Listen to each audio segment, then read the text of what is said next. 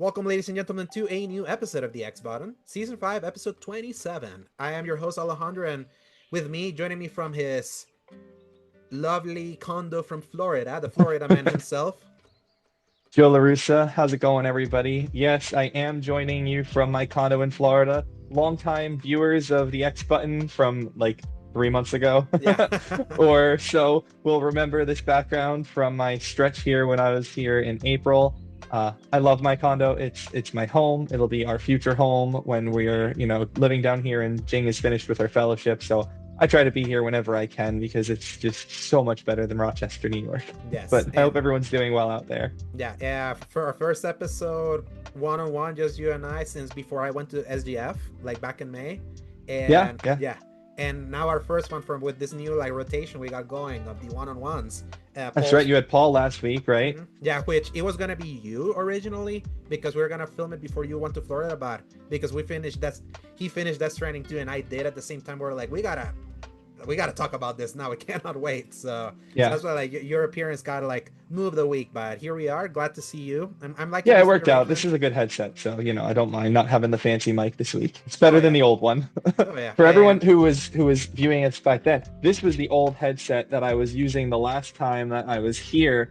And what had happened was I did not remember to bring the converter for USB-C to USB-A for the Odyssey Maxwell that I have here, and my old computer that's here does not have any USB-C slots. So I was kind of, screwed. yeah. But But hey, at least you got a better mic that I do. somehow I was able to hear all the way when you were going to get some water before we started recording. But I don't drink water. It's Realco yeah. sweet tea. Nah, water all the way. Like Joe, I'm so in between tired and energized right now because of me having hit the gym over the last 3 Yeah. weeks. And hmm man, Did you shave? Did you restyle your beard too? no, it's growing.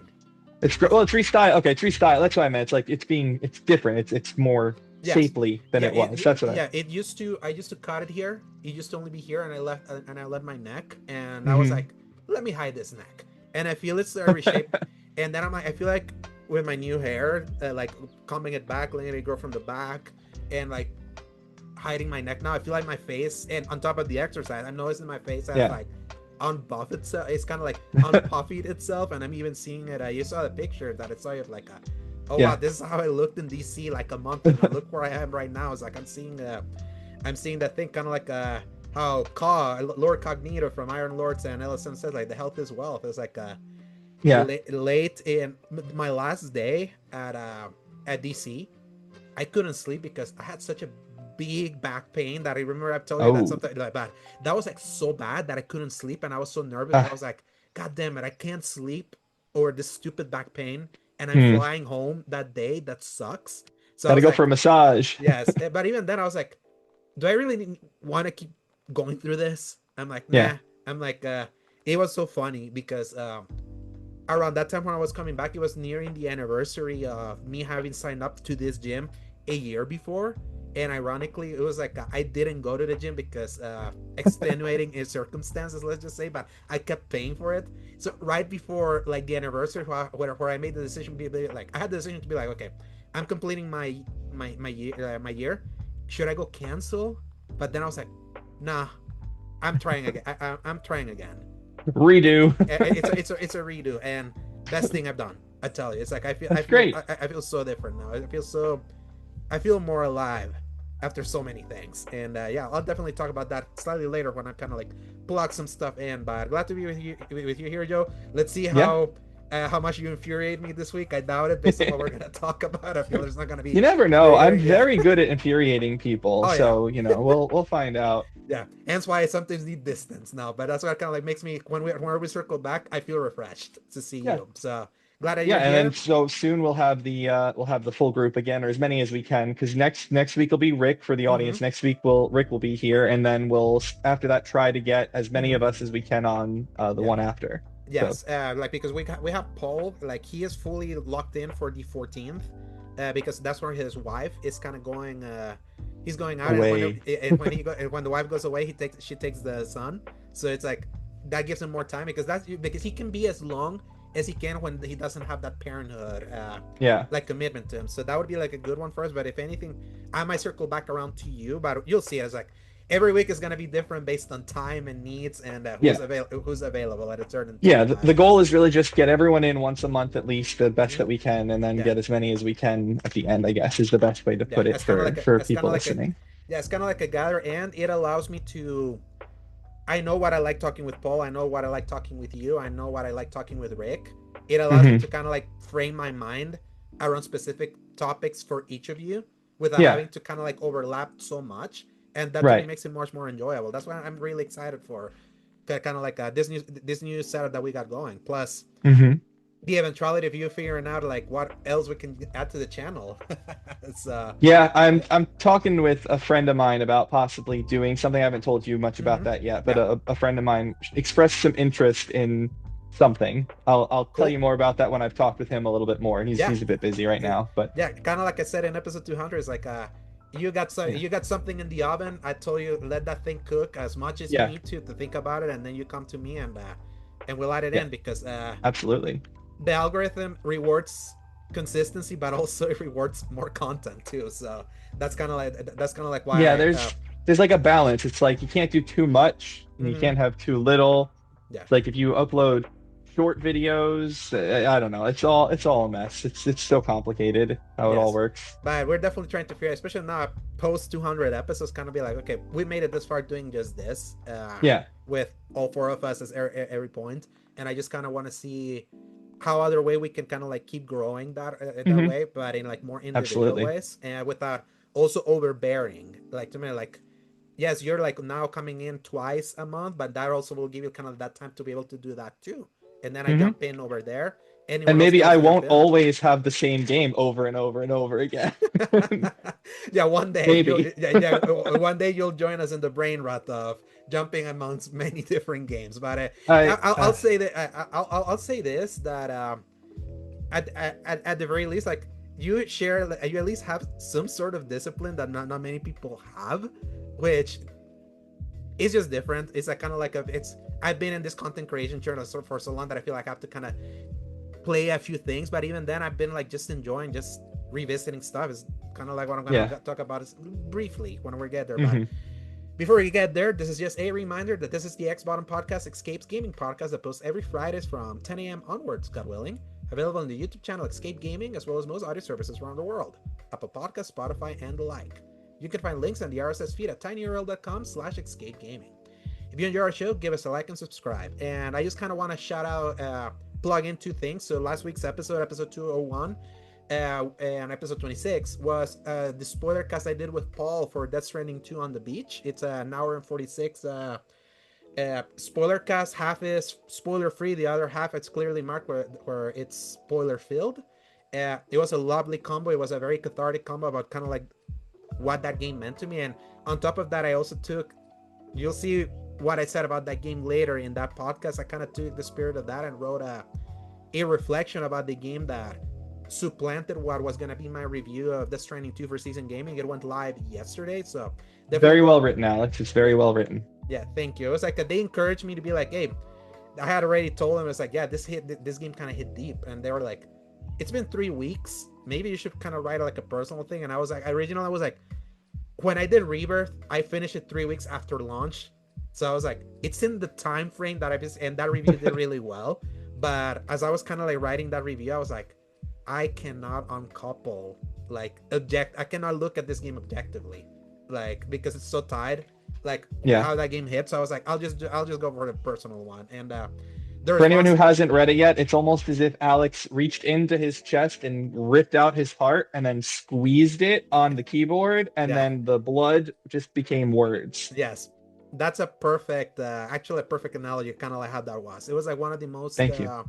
It was kind of like one of the most personal things I've ever written, and it's the way it's resonated with a lot of people has been even more overwhelming than I was expecting. So definitely go check that out, and also check the spoiler cast if you're curious about what me and Paul thought about that game. So it's definitely my favorite game of this year so far. Was it Joe, Paul's? it's Paul's too. Paul is still wavering because Expedition 33 hit so hard for him, and for him specifically because he's just not a turn-based guy. Like Turn-based just Hmm. doesn't like. He always burns out on turn-based, and that's the one that really hit for him. And because Yeah. that game said a lot about the way art can be a tool for you hiding yourself or kind of like dealing with stuff. That was very like Yeah, I wouldn't be surprised if that resonates with the artist of mhm. Paul, because he is Yes, the artist. Like exactly. that would. Exactly, and I resonated with that too, kind of like just thematic. But I feel like the way that Stranding 2 resonated with me more was kind. If Expedition 33 resonated with him specifically, the way that Death Stranding 2 resonated with me as a mirror to so many things is like Hmm. I think he's gonna lead E33, but I'm Death Stranding 2 all the way right now. So and I can't wait to hear more Cool. spoiler casts. As like more are gonna keep popping up, like Hmm. around this time. I'm glad that I finished it because it's like it's around this time where everyone's just gonna be starting talking. I'm glad I was Yeah. able to experience it unspoiled. But Joe, you're nearing the end of Like a Dragon Infinite Wealth after how many hours now? 130, I think, is where I'm at, or 132, Mm-hmm. maybe. Um, yeah, I am nearing the end of the story. I am in part two of the finale. It's not an official part two, but Mm-hmm. I mentioned in some messages. I don't know if I mentioned on here, but basically, this is two games that is like stapled together to make one game. And I won't say stapled, that makes it sound like it's sloppy. It's actually really well interwoven, but it is two games. It is Mm-hmm. basically two games. And so you do the first half of the finale and beat the first half of the villain, and then you go and you beat the second half of the villain in the second half of the finale. And so it's so funny because basically, and this is not a spoiler because Like a Dragon had the same thing. You had these dungeons that you go through, and they're Mm-hmm. like the grinding dungeons where you level up your characters when you need to, get more experience. That's where like the super strong enemies are and the super experience giving enemies are, and that's awesome that they exist. But it's instead of having one dungeon and one enemy that gives you that stuff, it's broken into the two dungeons, and one's in the Hawaii setting and one is in Yokohama. And so that means that when you're in part one, you're only leveling up part one stuff, and then you could do part one leveling and then go all the way through part one finale. And so then I did that, and it's like, time for the part two finale. Here we go. Oh, wait, no, I have to go through and do all the leveling for the part two thing again. So even though I'd cleared the Hawaii dungeon, I now have to clear the Yokohama dungeon. And then once the Yokohama dungeon is done, then I can actually move the story along to the finale. So it's just like this awkward break in time. It's one of the awkward splits of the game because I said it's pretty well interwoven. The story is actually very well interwoven, but I do have some criticism for the game, and that is that the split between how the game is structured, you really are like doing something, and then it's like, oh no, I got to do it a second time in a different way, in Mm-hmm. a different setting, and you're just like, why? Like, why is it that way? And Yeah. I understand a little bit why it is, but it's just frustrating. So one criticism I remember reading back then when I was kind of curious last year about what people were thinking about Infinite Wealth is that the game feels very segmented and there's no cohesion or drive to its story. It feels like a collection of small stories because that's kind of like the comparisons people are, because you know what other game around that time that was a big RPG was kind of like the big comparison spot of 2024, which was Rebirth, another game that Hmm. some people argue that it doesn't really have a cohesive story because it's kind of like a collection of little things that by Yeah. itself doesn't really work as like a traditional story.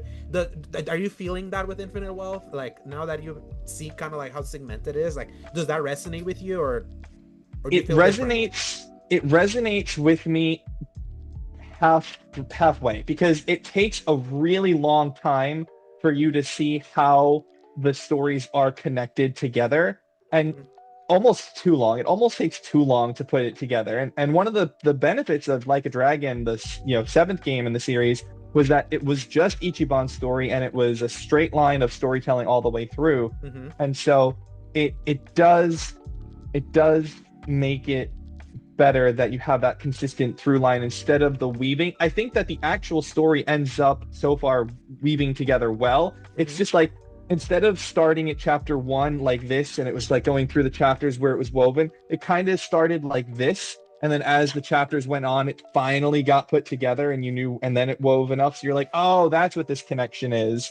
So Mm-hmm. story wise, it does have a little bit of a disconnect in that way. However, I do still think it's an interesting story. I do think it's an interesting story, like most of the Yakuza stories are. So Mm-hmm. that is a good thing. I am not sure how I feel about it compared to other stories in terms of whether it's better or worse than some. I know that some people have commented that it is decidedly worse than Like a Dragon's Mm-hmm. story is. I'm not ready to say that just yet because I haven't finished it, but it's tracking to be a little bit worse than Mm-hmm. it right now because I was actually more interested in the mystery of this story really early on. Like the Mm-hmm. segmented nature of it kind of worked for me because I was curious like what was going on in both sides of the story. And now that I know pretty much the answer to those mysteries, I'm just like, that's not super interesting. Whereas the story of Like a Dragon is actually like really interesting, especially as the longtime fan that I was of the series at that point in time. Because when you, even though you have Kiryu's story and some really heartwarming, touching moments of Kiryu's story in there. I'm not going to spoil any of them. I haven't finished it, like I said, so maybe it gets not good or something. So even though it's all in there, I still think that the main story of Infinite Wealth does not pair up to the legacy of the prior games the way that 7 does, but Kiryu's personal story Mm-hmm. does. Yes. So I and they're completely separate. You can completely ignore all of Kiryu's like side story stuff if you want to. I Mm-hmm. could never imagine doing that, but you could. So, but I did want to level one criticism outside of what I was just saying right now, and I want to talk about the job system. Mm-hmm. I loved the job system in Like a Dragon. I thought it was really cool. The same system is in this game, right? Mm-hmm. But they have more jobs. However, I am 132 hours in, and I have never changed jobs for any of my characters. I That's changed unfortunate. them to like they're in my list of jobs, but I've never actually used any of them. They're all still level 1, except the first job that Ichiban starts with before he unlocks the hero. So like every other job is just level 1. There's never been a reason, and I don't remember why, and it's bothering me because I remember that when I was going through Infinite Wealth, I'm sorry, Like a Dragon, I had to grind out the dungeon so that I could get the job levels up and get those job levels to a high enough level so that I had the stats and the skills to beat the true final dungeon of that game for the platinum.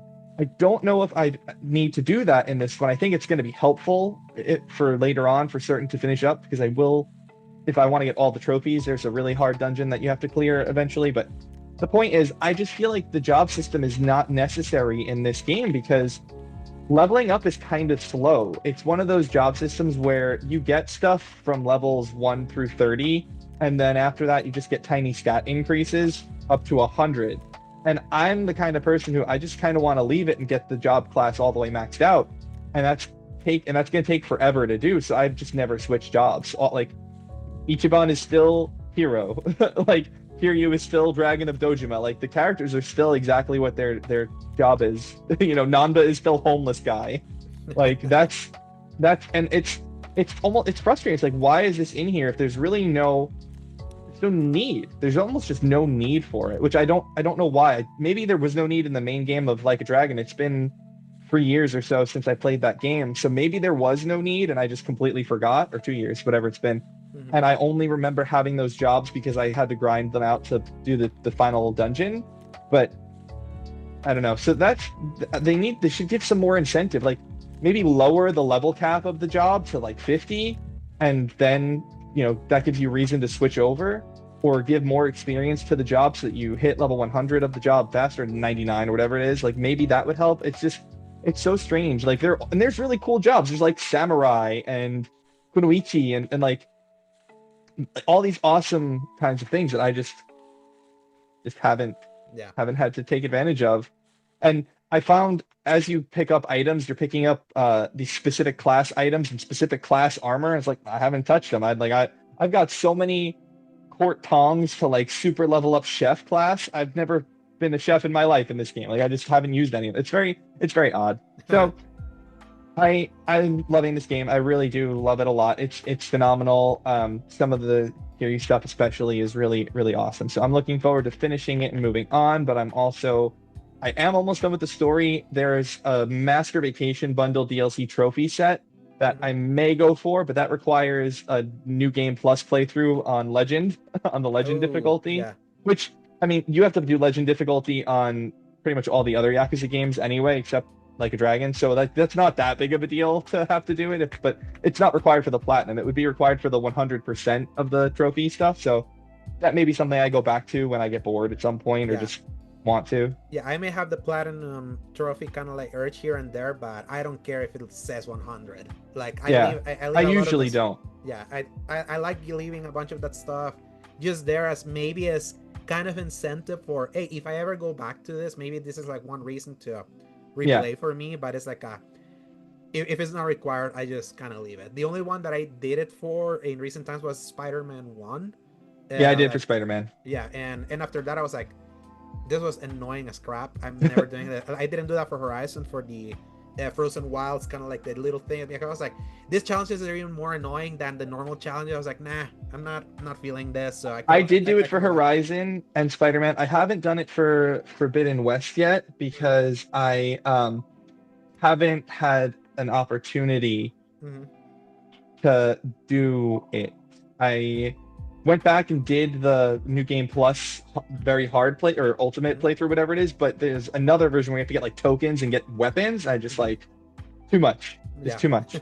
So yo, that was Infinite Wealth for you. Hopefully by the next time that you circle back, you're done with this, because like by that time Mafia should be out, so, and you're gonna be like Yeah.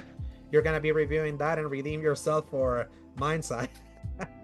So, Yeah. but you restarted Outer Worlds, but No, you no, no, haven't no. I played. did not restart Outer Worlds. I did not restart Or Outer you Worlds. Yeah, no. restart you restart replaying Outer Worlds for Yeah, yeah, yeah. when you last stopped, basically. So Yeah, so I finished Outer Worlds and there's no like clear save or anything like that, so I just reloaded the most recent save, which is like just before the game ends for me. mm-hmm. And I thought from what I was reading when I started it up, because the reason I did this is because Outer Worlds 2 is coming out. I never did the DLC. I didn't have the disc in Rochester with me. The disc was here, so I figured while I'm here, I'll do those DLCs really quick.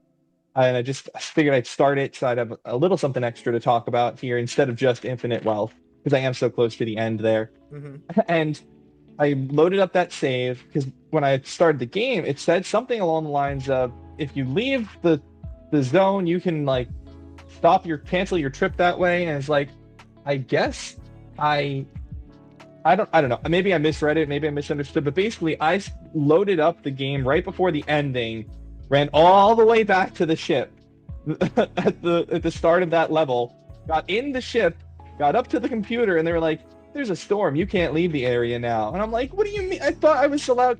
So that took longer than I anticipated it was going to, and then I had to do some work to get the show started and ready here, get things going. So I didn't get to do much in there, but I did get to run around and like hear the dialogue a little bit, because what I ended up doing was reloading a save from before the point of no return, and now I was able to start the DLC. So I'm going to start with the Peril on Gorgon one, which is the first one, Mm-hmm. and I heard some of the dialogue and read the responses that you get. It just felt that Obsidian flavor that I felt when I was doing Avowed earlier this year, because remember I did the Avowed review.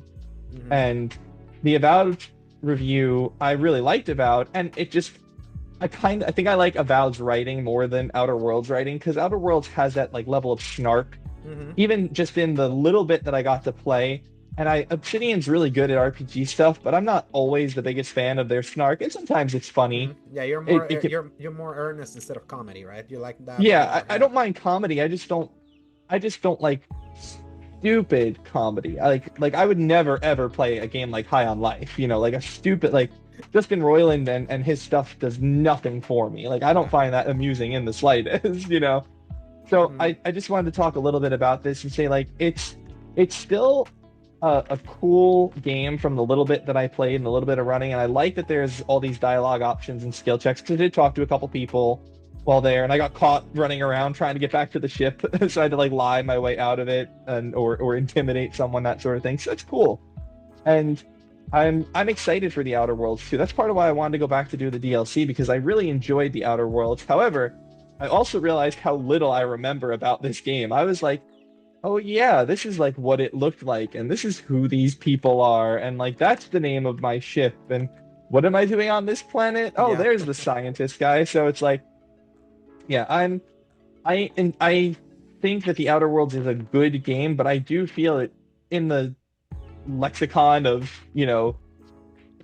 video gamer love is like beloved, and or people think it's like outstanding or great, Hmm. and I'm like, it's pretty good. It's just, it's not, I don't like it as much as other people do. I prefer Avowed Yeah. to Outer Worlds from the tiny bit of Yeah, reminder that I had today. I feel why people really loved it was the context of when it came out, because it was like just the year before Fallout 76 had happened, and it was like, man, us like WRPG fans are like, we got a slap in the face with what happened with Fallout 76, and here comes Obsidian doing a Fallout game that it was like that was in direct contrast to Fallout 76, that at that time had just there launched a subscription service for Hmm. basic stuff. They were like, this is what Bethesda's doing, and look what these guys are doing. So Yeah. it was kind of like a victim of like the timing, even though it's like they even said it back then. It was like, could we do this kind of game on the cheap, like as independent as we can, when they were under private division and things like that. Yeah. That's a game that when I started playing it, I find it interesting, but I have just come to terms with myself that WRPGs of that style, first person story, is just not my kind of game. It's a game Hmm. that I always drop off. It has to be so specific and so hit me at the right time and with the right mood and with the Yeah. right aesthetic for me to like really get in. I've never finished a Fallout that's not Fallout 4. Fallout 4 is the only one that I did, and that one I did because I was like, I didn't finish 3 in New Vegas. I didn't get to them at the right time, because at that point I wasn't the one buying my games. My dad was. Hmm. So it was like, by the time Fallout 4 came out, I could buy it myself, and I bought it. And I was like, I kind of want to get what I kind of want to get Get your one more of money's these. worth. Yes. Not only that, be like, I kind of want to get into the ground floor with like the hype cycle of one of these, and of course it had to be Fort, which is for many people like the least favorite of like the Fallout's. Yeah. Skyrim, I kept starting and restarting and restarting. I did the PS3 version, it broke on me and never went back. And then I played the 360 version. I came with a 360 I bought, my second 360 that I bought in college. It came like it was bundled in with Forza, and I Hmm. restarted. But I was like, I have this problem that replaying a game that I have not finished, it's so deflating. I can replay something that I have finished, but it's kind of like I'm doing this again just to get back to where I was. I was like, that Yeah. stopped me. I tried again with the PS4 version of Skyrim with the special. Okay, enough time has passed. I'll do it again. And it stopped again.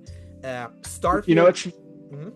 I was just saying, what's so funny for me is I finished Skyrim on the PS3, and I've done the same thing that you've done, except I finished it, and every time I start it again, I can't go Through more than it. just to like River Run or River whatever. Run. Yeah, Like yeah. I can't. It's so boring. I usually just run around and like attack chickens for a couple minutes, and then I'm just Mhm. like, no. But the horrible thing, Alex, to me is that I don't find it boring. I love Skyrim. Elder Scrolls 4 is one of my Yeah, top 10 games of all time. I love those games, but you but love that kind of game, and that's the thing. Like I do, but the thing is, I am so against replaying games most of the time. It's very hard for me to replay a yeah, game, and you know that. Like, oh yeah, which is where I'm wired different. That replaying a game yeah, that I absolutely love is kind of like a reconfirmation of like how I rewatch some of my favorite movies. It's like me wanting to always relive something that made me feel like very special, like something special about a specific thing. That's what replays do to me. But replaying yeah. without having finished before, because as I need to catch up again, it's horrible. I That happened to me too with Borderlands 2.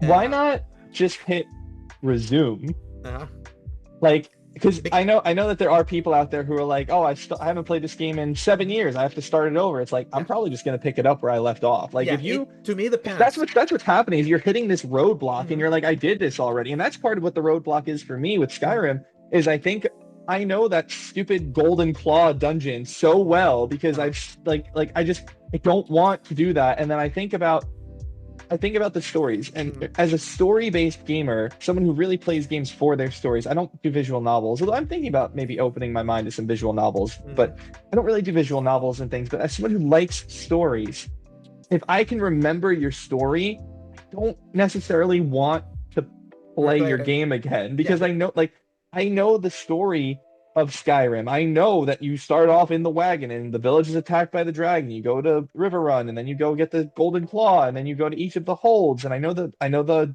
overarching plot of the Dark Brotherhood story and the Thieves Guild and the companion. Like I remember those stories and they are in my brain. So I don't gain as much from a replay because I know what's happening.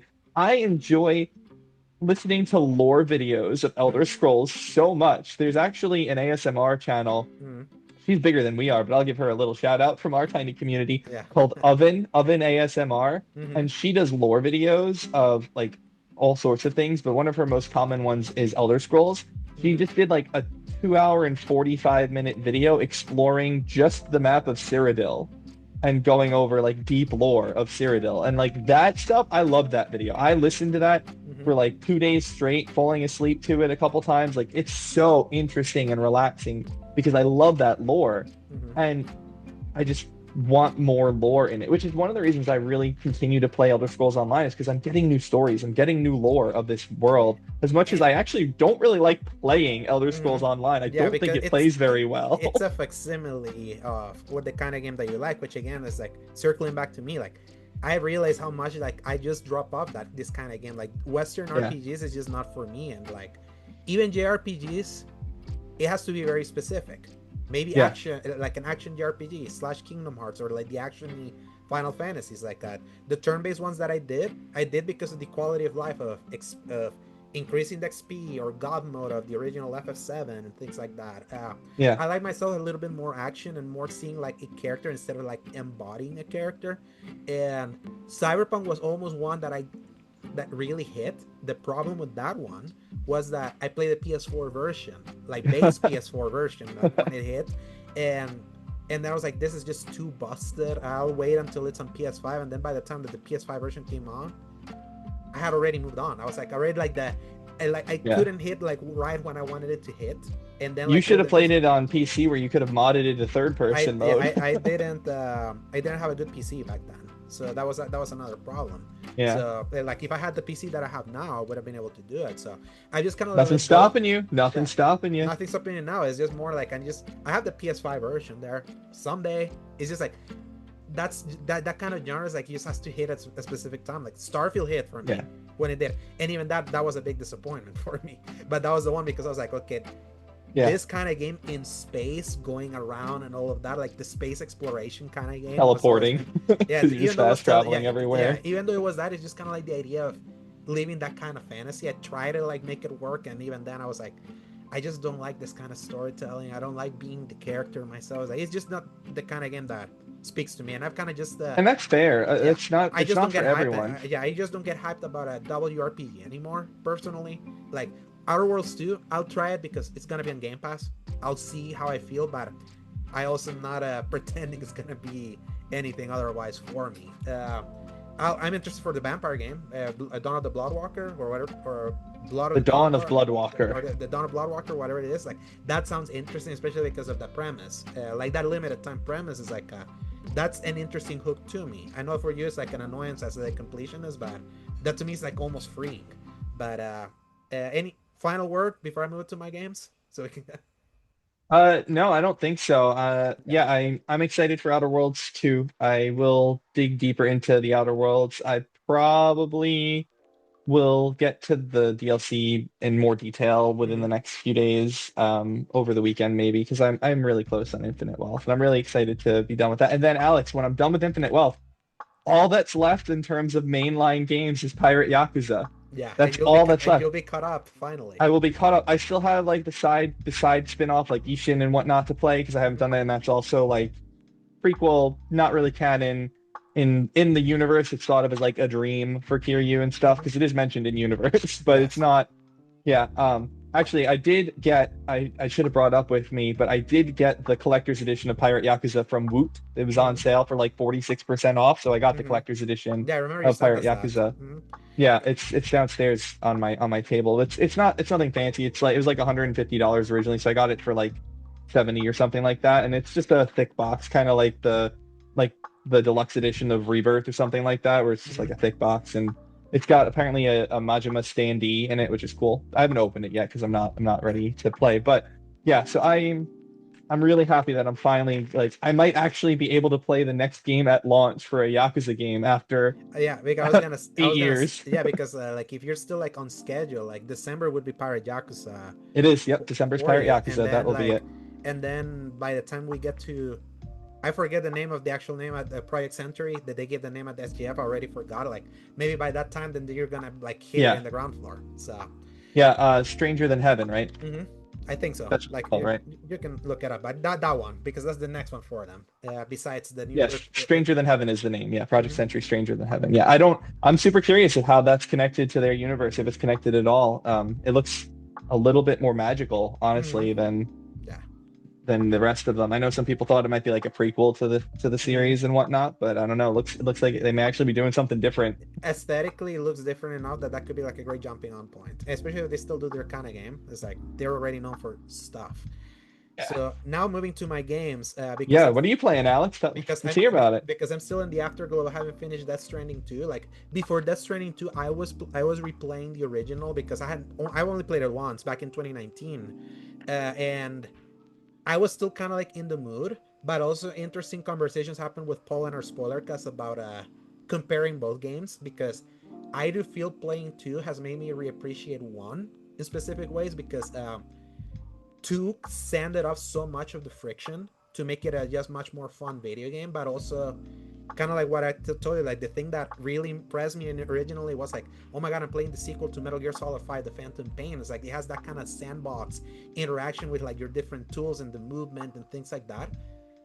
But since Skilla put out his review where he liked the game, but he kind of like put like a out there of like, was it really is it mechanical improvements into like worth the sacrifice of the bold vision of like the limited movement or kind of like the arduous nature of the climbs of one and you like being the delivery guy and things like that. And I feel like in that mindset a lot of people have been revisiting one and they've gained a new appreciation for it where it's like, oh yeah, it's like two is awesome, but I didn't really appreciate like how satisfying one can be, like it's with its more rocky terrain, how you cannot just drive everywhere, kind of you have to really think more about the tools that you take to bring ladders with you to climb like stuff and like put some like climbing down, like you feel like you have more of a you think more of your of the tools in your arsenal and in this running one when it comes to climbing and moving around like the uneven terrain than in the second game where the terrain is a little flatter because it's in Australia, that you have like more things that like a super fast like exosuit that can help you jump around and things like that. So it's like two is a more chill game, one is more meditative, and it's made me appreciate one kind of going through it, and also the vibe of one, the America of the first game, even though it looks like Iceland, there's just something very eerie about like the greens, the kind of like the moody like wetness of that kind of vibe, especially mixed with like the BT ghost and all of that, that makes that game feel more foreboding, whereas 2 feels more wacky.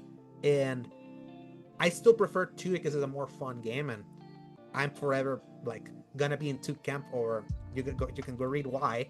But I feel like I feel Death Stranding is kind of one of those games where I feel like time has been kind to it. The context of its sequel has reframed a lot of like has made people like appreciate the things that it did right. There's still like stuff that the second game did much better. Like the onboarding of the original game is rough.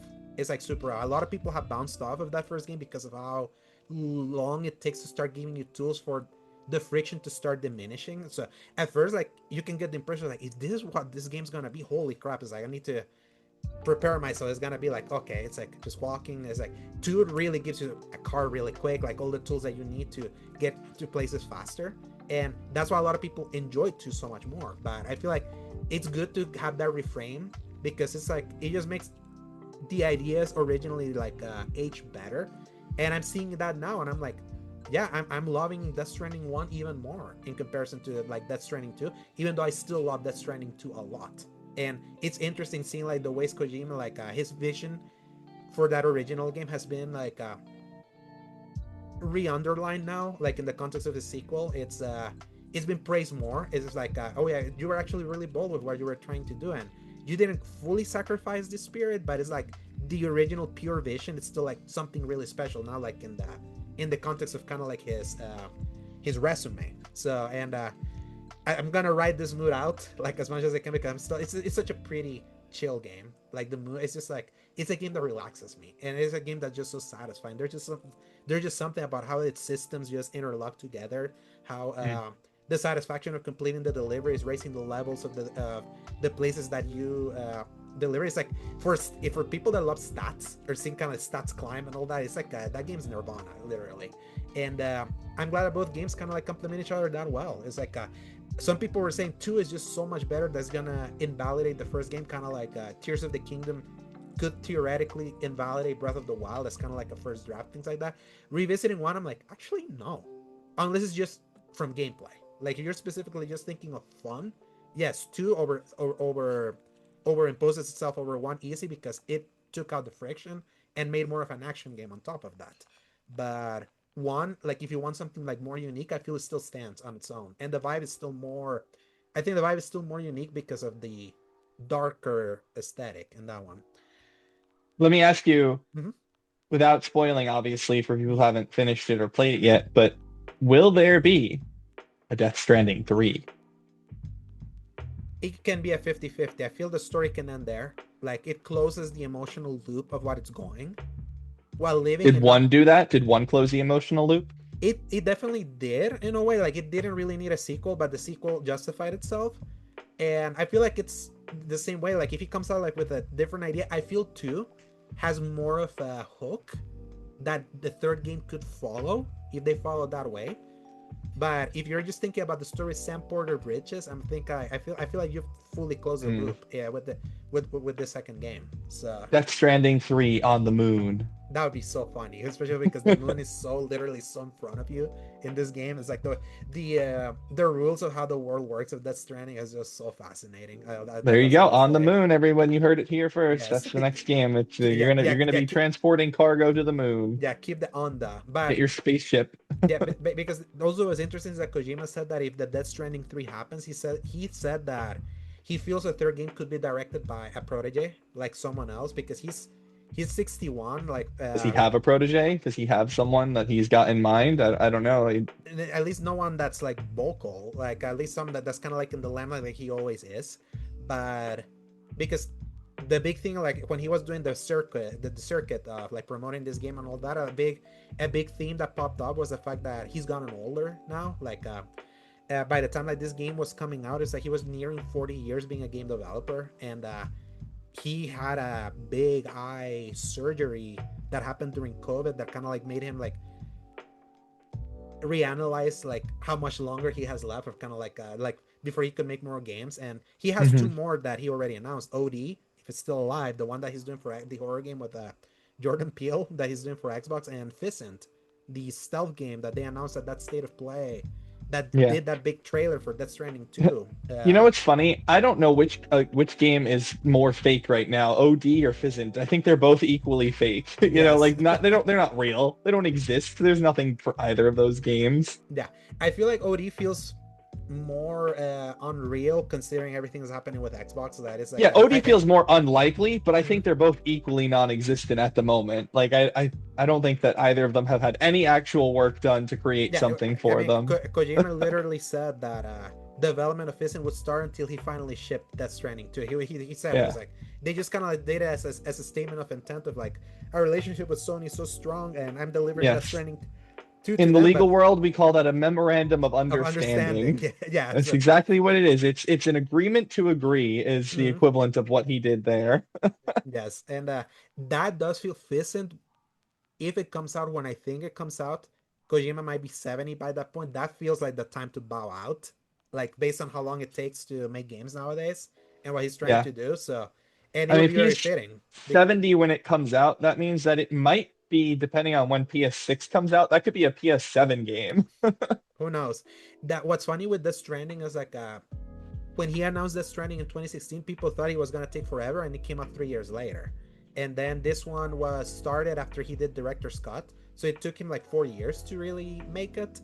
So he works faster than people give him credit for. He's not like he's not a Nomura that's taken how long for Kingdom Hearts 4 now, or like what people think of some Japanese that takes so long. I feel he's like a more honestly, I don't think that it's the developers' fault. I think it's the Japanese publishers that are screwing with the developers there. Because if you think about it, Kojima's been fine ever since he went on his own. That means that it was probably not his fault when Hmm. Konami was taking forever to get things out for him. Like Hmm. that was more likely, Yeah, Konami MGS5. doing Yeah, something. MGS5 was like his rare. This took way too long to come out for you, and that's why people suddenly some people were like, no, Kojima always takes forever to make games. I'm like, no, he doesn't.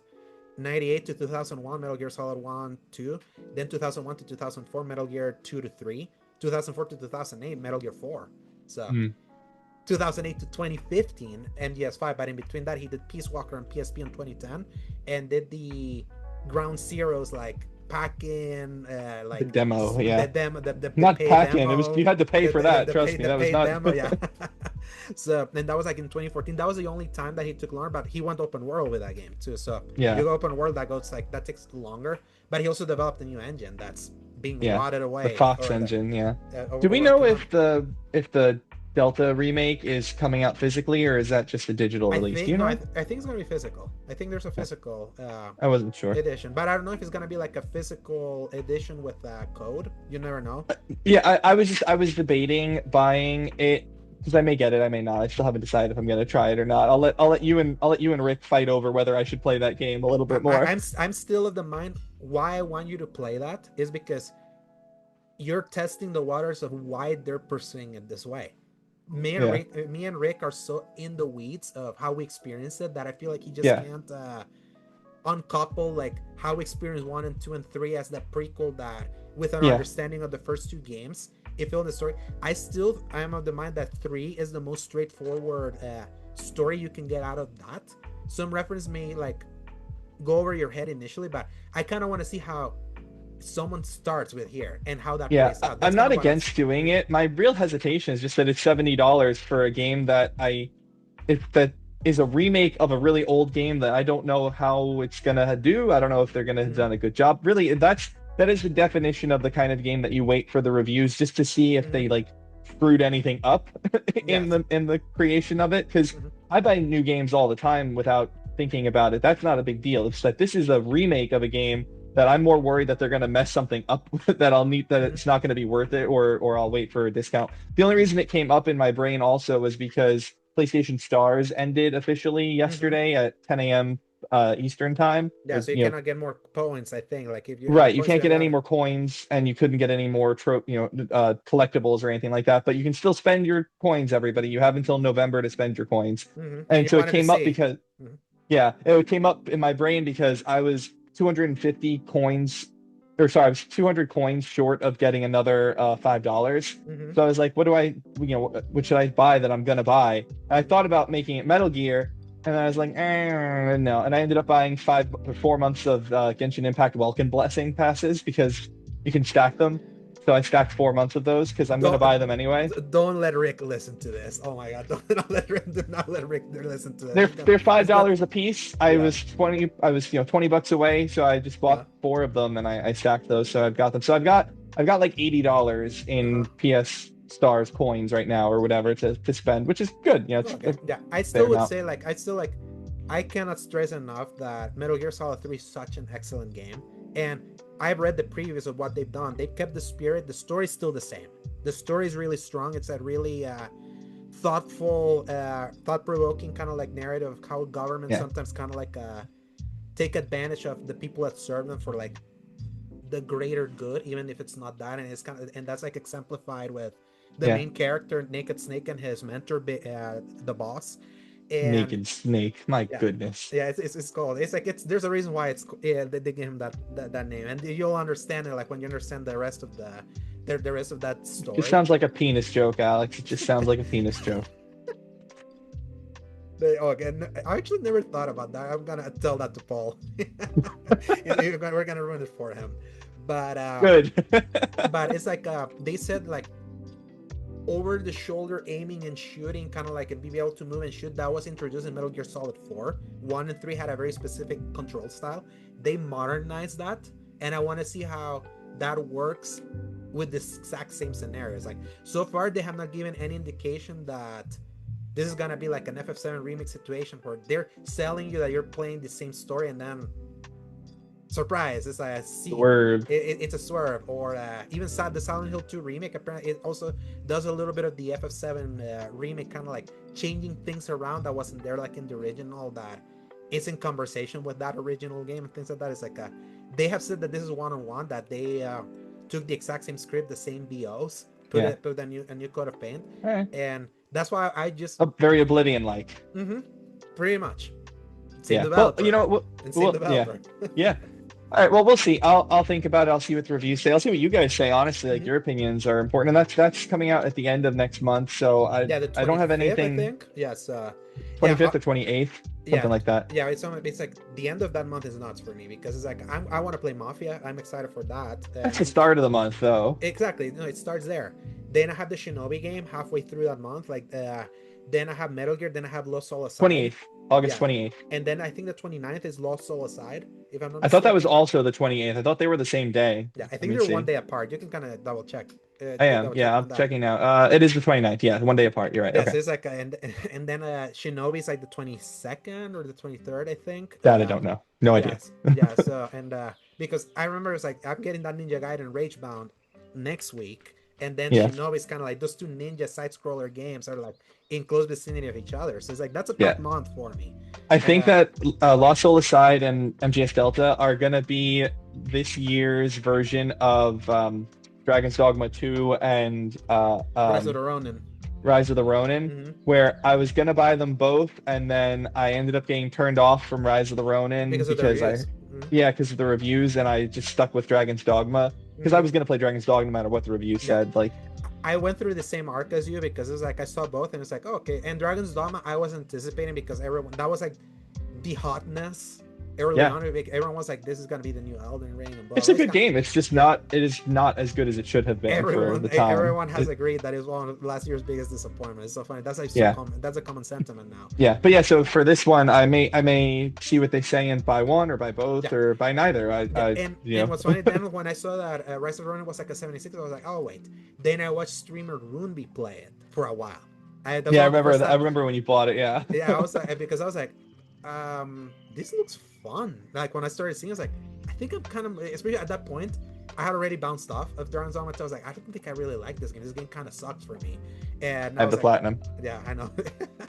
So you just saw it too deep. I didn't care. Even with the PS5 Pro patch, I went back. I'm like, I just don't like this game. I did cheat the platinum. I did do the save upload thing to like fix. I had to cheat the platinum there, because I ended up crossing the point of no return. Without finishing like one thing or two things, and I had to like go back and get my save from the cloud to go back and I did a little cheating to get that. It's just not a game that like I've seen sometimes in my download queue of like of my library. I'm like, maybe this day will come out. Then I'm like, no, I just did not like that game. I just didn't. It was such a big. You know what really upset me with that game more than the story problems, that like they removed, you had two fewer abilities than you had in Dragon's Dogma 1, and that really bothered me, because they have so many abilities that you can have in that game, and you were limited to like four.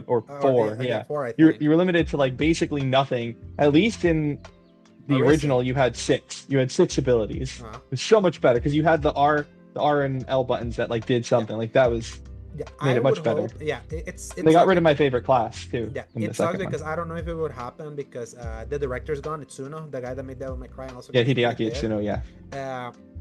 I would wonder if they do a double dip and do like a Dragon's Dogma 2 Dark Arisen like they did with the original, because a lot of people love Dark Arisen.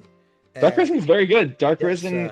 The thing with Dark Arisen though is Dark Arisen was more a QOL kind of change with the expansion instead of an overhaul of anything. It just plays like more Dragon's Dogma, but with some quality of life enhancements. Like that's the difference between the original Dragon's Dogma and Dark Arisen. Whereas I don't know what kind of quality of life improvements Dragon's Dogma 2 needs. It's actually pretty fine, I think, in terms of its QOL things. Like you can camp and heal yourself very easily, which you could not do in Dragon's Dogma 1. Yeah, maybe they rethink the fast travel thing that they pushed. I honestly don't even mind the fast travel thing. Like you get so many fairy stones in that game by the end that you can just teleport yourself without I would concern. say they really ate crow with their whole like why we made fast travel this way is because we gotta make on-world traversal fun and engaging. And I remember Paul sending me the meme when I was like asking him. So we're about to record. What do you think of Dragon's Dogma? Like, I haven't heard from him. He sent me the quote of the of that quote, and then he sent me a meme of the so that was an effing lie. Like that black guy who's like, so that was an effing lie. So I'm like, okay, Yeah, I see where you're coming from. Yeah, my biggest criticisms of that game are the story was just they just Nothing botched it. Yeah, they botched it. They advertised this great story with this really interesting world, and they just did nothing with it in the end, which was really sad because as minimal as the story was in its importance of Dragon's Dogma, at least Dragon's Dogma 1 was very interesting. It was a very interesting story the whole way through. Yeah. The whole time you're playing it, even if it kind of was in the background, at least I was intrigued by it. I kind of didn't care about the story of 2 because they just let it go. Anyway, we talked too much about Dragon's Dogma here. I know, but I'll just say this. I've come to terms that I'm not going to Capcom to get anything remotely close to a good story unless the stories that they're doing are schlocky. I like Resident Evil because it's campy, it's schlock. I like Devil May Cry because it's campy as all heck. It's like it's supposed to be like a funny unserious. Like when they're dealing with unserious, they're at their best. Anything else they do, they just don't do story well. And their games are more loved because of the system. We'll see how Onimusha is, I guess. Yeah, that would be an interesting one because like story-wise, it feels like it's in the vein of those original ones. It's kind of like a humorous, dark. And so it's like I want to see if that carries with like their darker aesthetic they do with this because of RE Engine. But their games are always fun to play. But then like you saw like them forcing story in Monster Hunter Wilds, that the more I remove myself, it's like that story sucked. So and they really force you through it. So I don't mind that story that much. It wasn't great, but I didn't exactly. Mind it But too much. it's again them be like if they focus too much on story, it's like at the end people never like that's never the thing that stands out for their games ever. It's like it's funny they did the opposite. They went too hardcore in the story for Monster Hunter and they just forgot the story of Dragon's Dogma. It should have been the other way around. Yeah, it should have. All right, you've also been playing Donkey Kong Bonanza. Yes. So let's hear about Bonanza. So it's the Bonanza. So finally the Switch first launch game, ignoring that Mario Kart was there, but I just didn't buy it. I only played it with my sister because she did buy it and she bought the $80 because she didn't get the bundle. So it's like it was at the back of our mind. It's like this is fun, but it's not $80 worth. And that's kind of not even close. Yeah, that's kind of what I always thought. That is like that game people were not gonna mind if they got it in the bundle, in the discount. If they had to buy it for 80, I think that game's it's not bad. It's just again, it's like a kart racer is not. I never would have bought it for 80. I never would have bought that game if I didn't get the bundle. Never. And I'm glad I don't own Mario Kart 8. I never even bought 8. So. Yes, and I enjoyed 8, but it was an easier pill to swallow 8, and they supported it so well with the DLC that I was like, this is super robust. This feels like the ultimate Mario Kart. You don't need to do anything else. And I didn't really think that World, like its editions, were the thing that felt like such a massive step up. It's still a fun game. I enjoyed playing it locally with my family. It's just not what I remember. But I was like, Donkey Kong was gonna be like, I wanted it because I knew from the moment I first saw it. But when we watched that showcase, it's like just in the aesthetic, like this is the Mario Odyssey team, something that they eventually confirmed for people that had eyes. And I would say it's very good. I enjoy what I played so far because it's still been in the Death Stranding like mood. I take a break from one, do the other, and then I take the break. It's kind of like I swing on moods with this too, and there's something really cathartic about punching and destroying everything in Bonanza because like the sense of movement is so like fast and chaotic and very like frictionless. At the same time, like there's something that I was actually talking with the notorious Rick Hogue about, and that there is something about like having this amount of level of destruction that models a bit how you feel a level kind of flows from each other, because it's like you don't know if there's like intentional level design that you kind of like play something as intended, and how much like the sandboxing nature of things can make you break things. There's a lot of people that really love a sandbox that you can manipulate to your like you mastering the mechanics and the way that the physics work to kind of like do stuff around, and there's fun in that. But there's also certain fun that you can have by just experiencing a game as a developer intends. And I feel this game is straddling that line in the middle, where the very first world I was not that impressed because it felt very messy. I was like, oh, this is really I'm not sure. It wasn't until I started going through the first world that you go, because you kind of go through layers. I was like, it's getting better and better. I'm starting to see like I'm starting to see the design chops, how they're trying to make this thing work. I feel it's still a feat that a curated experience and an ultimate destruction style game kind of like exists this way, and the game doesn't collapse on itself. It runs really well. It looks really great That's cool. on the Switch too. It's just something that I'm really liking. It's just when I saw the 10 out of 10 from IGN, I was like, oh, okay, I'm not there. This is an 8. This is an 8 or probably a 9 maybe later. It's like it's a really fun game. It's like it's the most, from pure fun, this is one of the most pure fun games of this year, because like it's so funny. Like how the expression is of Donkey Kong and Pauline when he's going with you, like how you punch Harry, like you find an NPC that's kind of like a crystal, it's like, hi there, and you just kind of like punch it and gets destroyed, like flying away. It's like there's like hilarity in like the animation and like its presentation that's like really cute and very endearing. But it's also one of those games that then after a while you're like, I want to play something else right now, and then when I'm like in the mood, I'm gonna circle back to this. It's kind of that's kind of where I am with it, but I'm still enjoying it a lot. You're gonna say, I want to call out Hogue right now, because I'm so confused by this tweet he wrote. He wrote the one with the score, the one that he scored it. Yeah, yes. Read it. I'm gonna write this. Yeah. He writes, and we love you, Rick, but you know we have to call you out here. I know. Credits rolled on DK Bonanza. Truly enjoyable and inventive destruction-based gameplay with a handful of baffling design choices and a story/premise that's so slight/uneven that even other Nintendo games seem narratively rich in comparison. Very good, not quite great. 9 out of 10. Yeah, I know. It's like his he has a very interesting inner like rubric.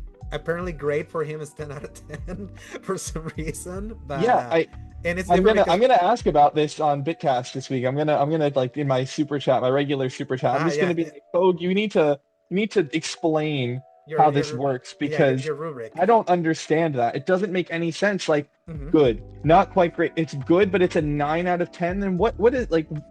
I don't understand that. Like there's an established scale, people. We all know the scale. Yeah. It's roughly that 10 is a masterpiece, that 9 is awesome. Or you know, great. Something 8 is great. Always 8 is great. 7's good. 6 is okay. 6 is okay. I mean, IGN scale is pretty much the universal scale. You can play with the wording, the specific word choice. They're the ones, like the IGN scale, I would say, is like probably the best one at better conveying what each score means. Yeah, like, I mean, Season Gaming Ains just put up a newly revised thing to describe each number and I don't agree with the 6. I'll just say that. Decent should have been 7. Like if we really were gonna use the word decent through stuff, like making it a 6 feels weird, and I feel that's gonna lead to some trouble later on. But it might. But my point is, like, the scale is roughly the same. It's roughly, it's within like a point or so of each other, not a 2 or 3 point difference. For you to say very good, like a very good is like a 7.5 on a scale, and you're gonna say 9 out of 10. Like, oh, couldn't believe it. Could not believe. Yeah, that he did that. I almost fell out of my chair when I saw that. I was like, what? Because he did the same thing with when he saw the movie F1, because he really liked it. I remember he gave that a 9 out of 10 too. Yeah, he was like a fall short of greatness. 9 out of 10. I was like, that was the first time I was like, oh, so great is a 10. So him doing the same thing for DK, I'm like, oh, okay, now I see that. Yeah. For something great for him is 10 out of 10. That's not the kind of skill that I would use, because you have to reserve your 10s for something really special. And you have to reserve your 9s for something special too. Like calling something very good 9 out of 10, like that. I can't wait to see it. I can't wait to hear it. Like I'll be awaiting your super chat for this Sunday. Yeah, I'm gonna say something, because if you really think about scoring things, if a 5 is average, meaning it's not bad, it doesn't do anything above, like it functions, it works, it tells you a story, you can play the game, it's not completely broken. Like that's what a 5 should be. It gets you from start to finish without problems. And then once you get underneath it's an average game, then it's actually bad. You have problems. You have lots of bugs, or the story doesn't make any sense, or there's a combination of things like that. That's why I gave Mind's Eye a 6, because for me, it was a 5 of a game with its gameplay, because the gameplay functioned. But I really enjoyed the story. I felt that story elevated it up enough to give it a 6. And that's why I don't regret that score. Yeah. Because it was okay. And I wish I could kind of have seen that magical playthrough that you got, because I've seen the playthroughs, the horrors I've seen, and I'm like, it is insane that somehow you were able to like not suffer the rubber banding, the insane like AI breaking, the stupid glitches that people were doing. And I know because that's your spirit, but it's so funny because like somehow you had that magical like playthrough of that game, and I've seen the Yeah. horrors otherwise. Yeah, I mean, it never broke Yeah. on me. I think I said I had one crash at one point. Like, okay, it crashed. I mean, Avowed. I gave Avowed an 8.5, and it Yeah. crashed like 90 times on me because of some weird error. Yeah. Like, I don't know, but Yeah, your it's scores are just inflated for sure. no. I mean, it wasn't inflated. It was like like that was the reduction in score because I really Hmm. really loved Avowed. I enjoyed that game a lot, and I came in with a pro pillars bias. I Hmm. acknowledged that in the review for Avowed, but Yeah, another um. game that I just I, dropped. Yeah, So I'm curious if I go into Mafia with an anti-Mafia bias because of how, that'd be funny. That'd be so yeah, funny. But I'm very curious about that game, Alex, and I do want to write that Mafia piece. I might try to write it on this computer because I do have do it Word on now. this Yeah, computer. you're getting like you're cutting it close now. It's like you've been like thinking, Yeah, you've been sitting on that piece since I last know. year. Your I last really episode wanted. last year. I know. I So really wanted to write it before I left for Florida, but I got just busy with things, and it I happens. maybe I'll write it on my phone or something because this computer is really I the found fact that it works at all is dude, a miracle. so many of my SGF articles I wrote in my phone while I was like Yeah, chilling at an arcade cabinet, like with my brother-in-law and sister and things like that. It's just sometimes my brain just kind of like got into the mode and I just typed it in and put it in yeah. and it's like so I definitely feel like give that it just makes more work for Elu to fix our typos. if you're intentional, you can catch the typos easier like on a phone than you can like on a computer. That's worked for me. So, and the final thing I that I have got to bigger mention, fingers. yes, and so Bonanza very good. Like yes, Rick, it is very good. I do agree with that. Very good to me. It's like in the lower right now. Maybe it gets better. It's just more that I'm just trialing different games, and I started also a new one because I'm helping Tyga Travis with his review for this one, Wildgate. The game from the new company from Mark Morhaim, the guy that used to run Blizzard. This is like the space Founder, game, co-founder of the Blizzard, to co-founder, the be co-founder, clear. He is yeah, he yeah. the co-founder of Blizzard. So like he unveiled this game at GDC earlier this year. That is like this space exploration PvE game that is reminiscent of Sea of Thieves. I got to try 2 matches yesterday, and I would say the description is kind of pretty apt. It functions in a way that you'd expect a someone that worked on Blizzard to be like, that a Blizzard game has a specific sheen to its polish. Like think Overwatch. That game's like Overwatch like feels very polished. It has kind of that level of polish. It also feels very thin. The 2 matches that I played yesterday were like I played it with Travis, his wife, and his friend Raul, and Hey. yeah, and what you call it. It felt fun, but like the things you do as like you're running around to the different space stations to kind of loot the things that you're looting to then eventually hit a point in the map that you kind of have to escape through a hyperdrive space, but in between you can like engage other ships that ambush you and you're trying to survive. Maybe you have another ship that kind of like ambushes you. There's a lot of emergent gameplay like stories that you can kind of tell, like we were with our crew, like we were finishing off like this stupid aliens, and then we had this ship kind of come in and stow like become stowaways in ours and steal our stuff or like sabotage us. And then Hmm. I see the potential of that, but you have to like really have a crew that's really in it. Apparently Travis was playing it by himself. He said it was a miserable experience. Like solo queuing is not a great it's not great for that, but I feel this is potential. That to me it was just like this seems fine for like I like the idea. Yeah. It's just not my And you're kind allowed of. to talk about this, or I didn't Yeah, oh realize yeah, that the you game were. came out. The game came out 2 Okay. days ago. So I it's didn't like know. yeah, so it kind of snuck Uh-oh, on. I didn't even know. Yeah, it kind of just snuck on people. So in late July is an interesting like release. It feels like late July it can be both simultaneously a good time to release a game because there's emptiness, but then at the same time I think the mindset has kind of clicked in that there's still things coming out around then, because I feel by August people are already like mentalized, okay, this releases like leading into the fall start here. So it kind of feels like it released in that kind of limbo. So I might play more later today. We'll see. I have to go to the gym after, but so far it's good what I played. You know what a good means. So Yeah, for sure. and now, Joe, Cool. that's all I've been playing. Oh yeah, and I forgot I started the Destiny 2 expansion, but I barely played it too. I've been playing other stuff. Like I may have something more to say for that later. So it's time for the headlines, Joe, because there's a few. Let's speed through these, shall You we? got it. Mm-hmm. Yeah. Battlefield 6 has been announced by Electronic Arts and had its initial reveal trailer with the multiplayer showcase occurring at an event next week. Can EA's perpetually troubled franchise make a glorious comeback to topple that 100 million player monster EA has placed in front of it? Maybe, but I won't be helping. Yeah, you're not gonna buy it, right? No.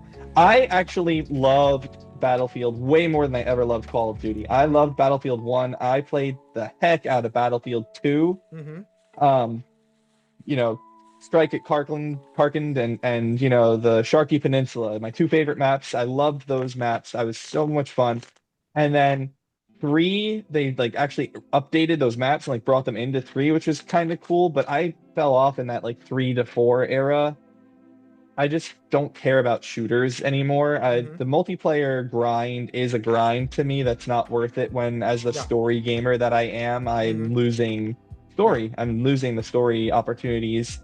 Or even just watching like a TV show or a movie. Like I said the last time I was on, that I've been watching more anime and stuff lately on Crunchyroll. Like I've been watching a lot of different things that are fun stories that I would not have had exposure to if I was busy playing a multiplayer game. So I probably won't play Battlefield 6. It just doesn't. I don't care anymore. Yeah, I'm curious because I used to love Battlefield, like 1942, which would be Battlefield 1, like what the one we said. Because remember, there's the 2016's Battlefield 1, the one that was in World War 1. Sorry, yes, I was referring to 1942 when I said Battlefield 1 earlier. I never played Battlefield 1 for World War 1. Battlefield 1 was excellent because it was so unique. A World War 1 shooter was like it was like no one was doing World War 1 because like the weaponry is so limited, like the trench warfare is like so the only one that had done it that I know was Call of Duty World at War. That's a World War 1 World at War was World War 2. Are you sure? Yeah, World at War was at World War 2. It was in the Pacific frontier of World War 2. Yeah. World War 2008 World at War. There, you're in the Okinawa, you're in Russia, like the Russian push towards Berlin and all of that. So, I see. Yeah. Okay. So World War 1 has not been done by Call of Duty. So Battlefield like found that angle and they did it right. And it's the last Battlefield that came out that was a complete product. It was polished at launch. It felt unique and it felt like it had weight. Battlefield 4, Battlefield Hardline, Battlefield 5, and Battlefield 2042 were messes. Like, and Hardline not much, but it was like Hardline was like its big headline was like, oh, it works at launch, but there's nothing really unique about this other than the skins of cops versus robbers. Battlefield 4 was like the notorious, which is cool in concept. Yeah, but it just kind of came and went, and people remember it for being the Battlefield that worked at launch after Battlefield 4. That was like the big selling point. That's a really also the Battlefield that killed Visceral. It was their last game. It sucked. It's like that was like the last thing that they did officially, because they couldn't really get Project Ragtag off the ground like on time, and they were like, we need help with stuff, so come work with Battlefield Hardline. Battlefield 4 eventually became really good. People still play it, but it's like it had a notorious years long like this was screwed beyond belief.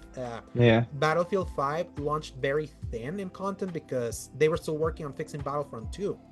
And that was the World War II shooter again, wasn't it? Yes. And that's why 5 felt less special, because like World War 1 we accepted because about World War 2 again, it's like, come on guys, like no, it's like this is too played out, and how they approached World War 2 wasn't that good, and they did really bad design decisions that were a step back from Battlefield 1. Like it was just the flow of play was just worse on Battlefield 5, and it launched with a campaign with 3 missions out of 4 planned. So the 4th mission came out later.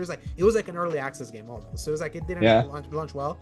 And then 2042 was like a catastrophe, because it was like, no, we're doing a multiplayer only one game again because that's our strengths and all that. And it was like the most busted out of like it made a Battlefield 4 feel like child's play.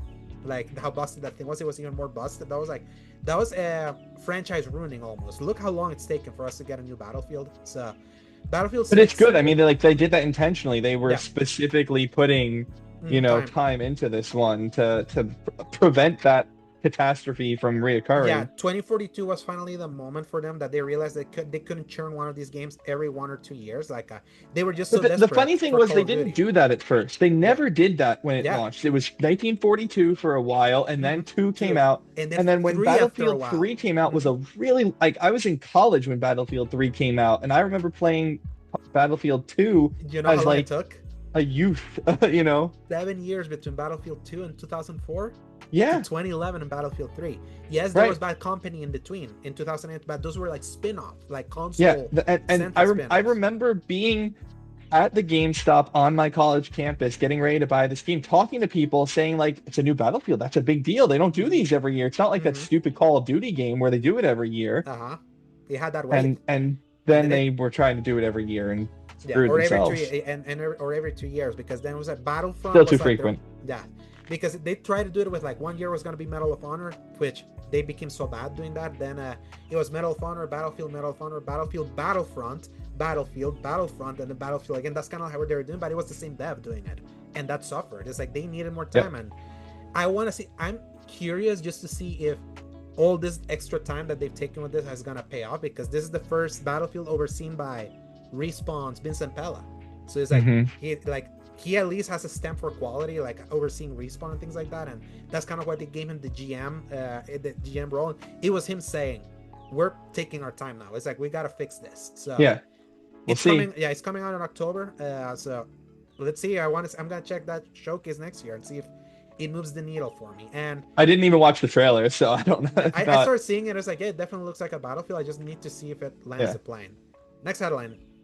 All right. Sony Group Corporation, parent of PlayStation, has purchased a 2.5% stake in Bandai Namco with the goal of further expanding its anime empire. To be clear, there is no indication that this will directly impact any of the games owned and published by either entity, but the news is noteworthy because Sony has invested more than a Concorde's worth of money in acquiring the shares, around $464 million. I love that we can use Concord as like that specific, like that game cost $400 million, so for people to kind of like understand the colossal size of that failure and the amount of money that this is. But this is really interesting. Like, it makes sense because like Bandai Namco has been like doing the ports for like those IPs that they have not been doing for a while, and they've been porting like the Hot Shots, the Freedom Wars, and all of that. And then outside of that, Bandai is a huge anime company. I can't remember which one of the ones that I was watching recently, but like every time an episode starts, Bandai pops up on the screen. I can't remember which one it was, but and it's funny. I saw some interesting sentiment online about this because one of Sony's interesting quirks in the last few years has been their strange attempt to placate Western sensibilities against Japanese sensibilities. And specifically, I'm referring to things like nudity, because Japan and nudity are much more free than most of like the American audience. Not really Western Europe, I suppose, but it's really like a lot of the discussion you saw when I was scrolling through the like Twitter announcement was people saying like, oh, more Sony censorship coming of the anime when they bring them over. And I don't know where they get that, because I mean, I don't know who makes the decision over what anime to censor when it comes to the US, because like there's censored and uncensored versions of things on like Japan's air when they air in Japan. Like they have both versions available. So I don't know like how they determine which one comes to Crunchyroll or to those other streaming services, but like, yeah, I saw a lot of mixed reception on this, specifically because they're concerned with Sony and their decision to placate Western moral sensibilities over their home base. Yeah, because I remember it was like the publisher of the Pervy games. I remember they were like specifically mentioning the censorship that was happening in games in the store that wasn't happening in the Nintendo store, which was wild. And then there was that Devil May Cry scene, remember, in Devil May Cry 5, where they had like a light flare cover that girl's butt for whatever reason. Yeah, and it was and then I think they patched it out. They got rid of it, I think. Yeah, it's so strange. So it was like, why is this here and not in the Xbox version? So it's like, I know that there's winds happening at Sony. There's a wind change happening at Sony. I've been noticing that Sony has been investing more in the Japan side of things ever since Totoki and Nishino have become kind of like the more of the masterminds now, instead of Herman Holst and all of that. It's like that Concord damage is still like being felt. It's really fascinating because in a way it's good for people that care about this sort of thing, because Sony is starting to tilt its winds towards Japan, like you said, and so maybe they won't put such a focus on appealing to Western sensibilities, which may come at a good time in a world in which the West is becoming even more sensitive somehow to things like that, which is remarkable to me. I don't South Park, crazy. like what happened at South Park with the South Park Return episode yesterday, which I won't get into why. But I don't even know. I haven't even seen it. I heard it was really good. I saw someone say that it was like a really good episode. But it was. But what the content specifically is like pretty daring, like what they decided to criticize. And Yeah. the responses have been like really funny for the people that are like, oh, the people Yeah, think it's a you joke. look at things like there are states in America now. Obviously, you wouldn't follow this, Alex, because you're not here. But there are states, more and more states are like enhancing these like anti-pornography laws Hmm. that are. Texas just passed that, I think. Texas and Florida went to the Supreme Court recently, and they won on some particular grounds there. But it's it's such a strange choice because obviously in modern technology there's like VPNs exist. Like you're not stopping anything from happening. Yeah, it If feels you're more like concerned, it feels more like a symbolic it gesture, is like for sure. grandstanding, Yeah, than I like mean a if your resolution. concern if your concern is protecting children from something like pornography and you're like, "Oh, well, we need to have these age verification laws because kids are too technologically savvy. They know how to get around the Mm. click button things." It's like, "Okay, well, then the kids are going to know how VPNs work too, buddy." Like you don't Yep. and and then there's the whole story with the payment processors now dictating certain, games on Steam and on itch.io. I don't Did you see that story today, Alex, where like I itch.io is removing a lot of its adult NSFW I've been games because their payment processors are like upset with them over it. Like I think I saw Ho kind of like he did, yeah, retweet, yep.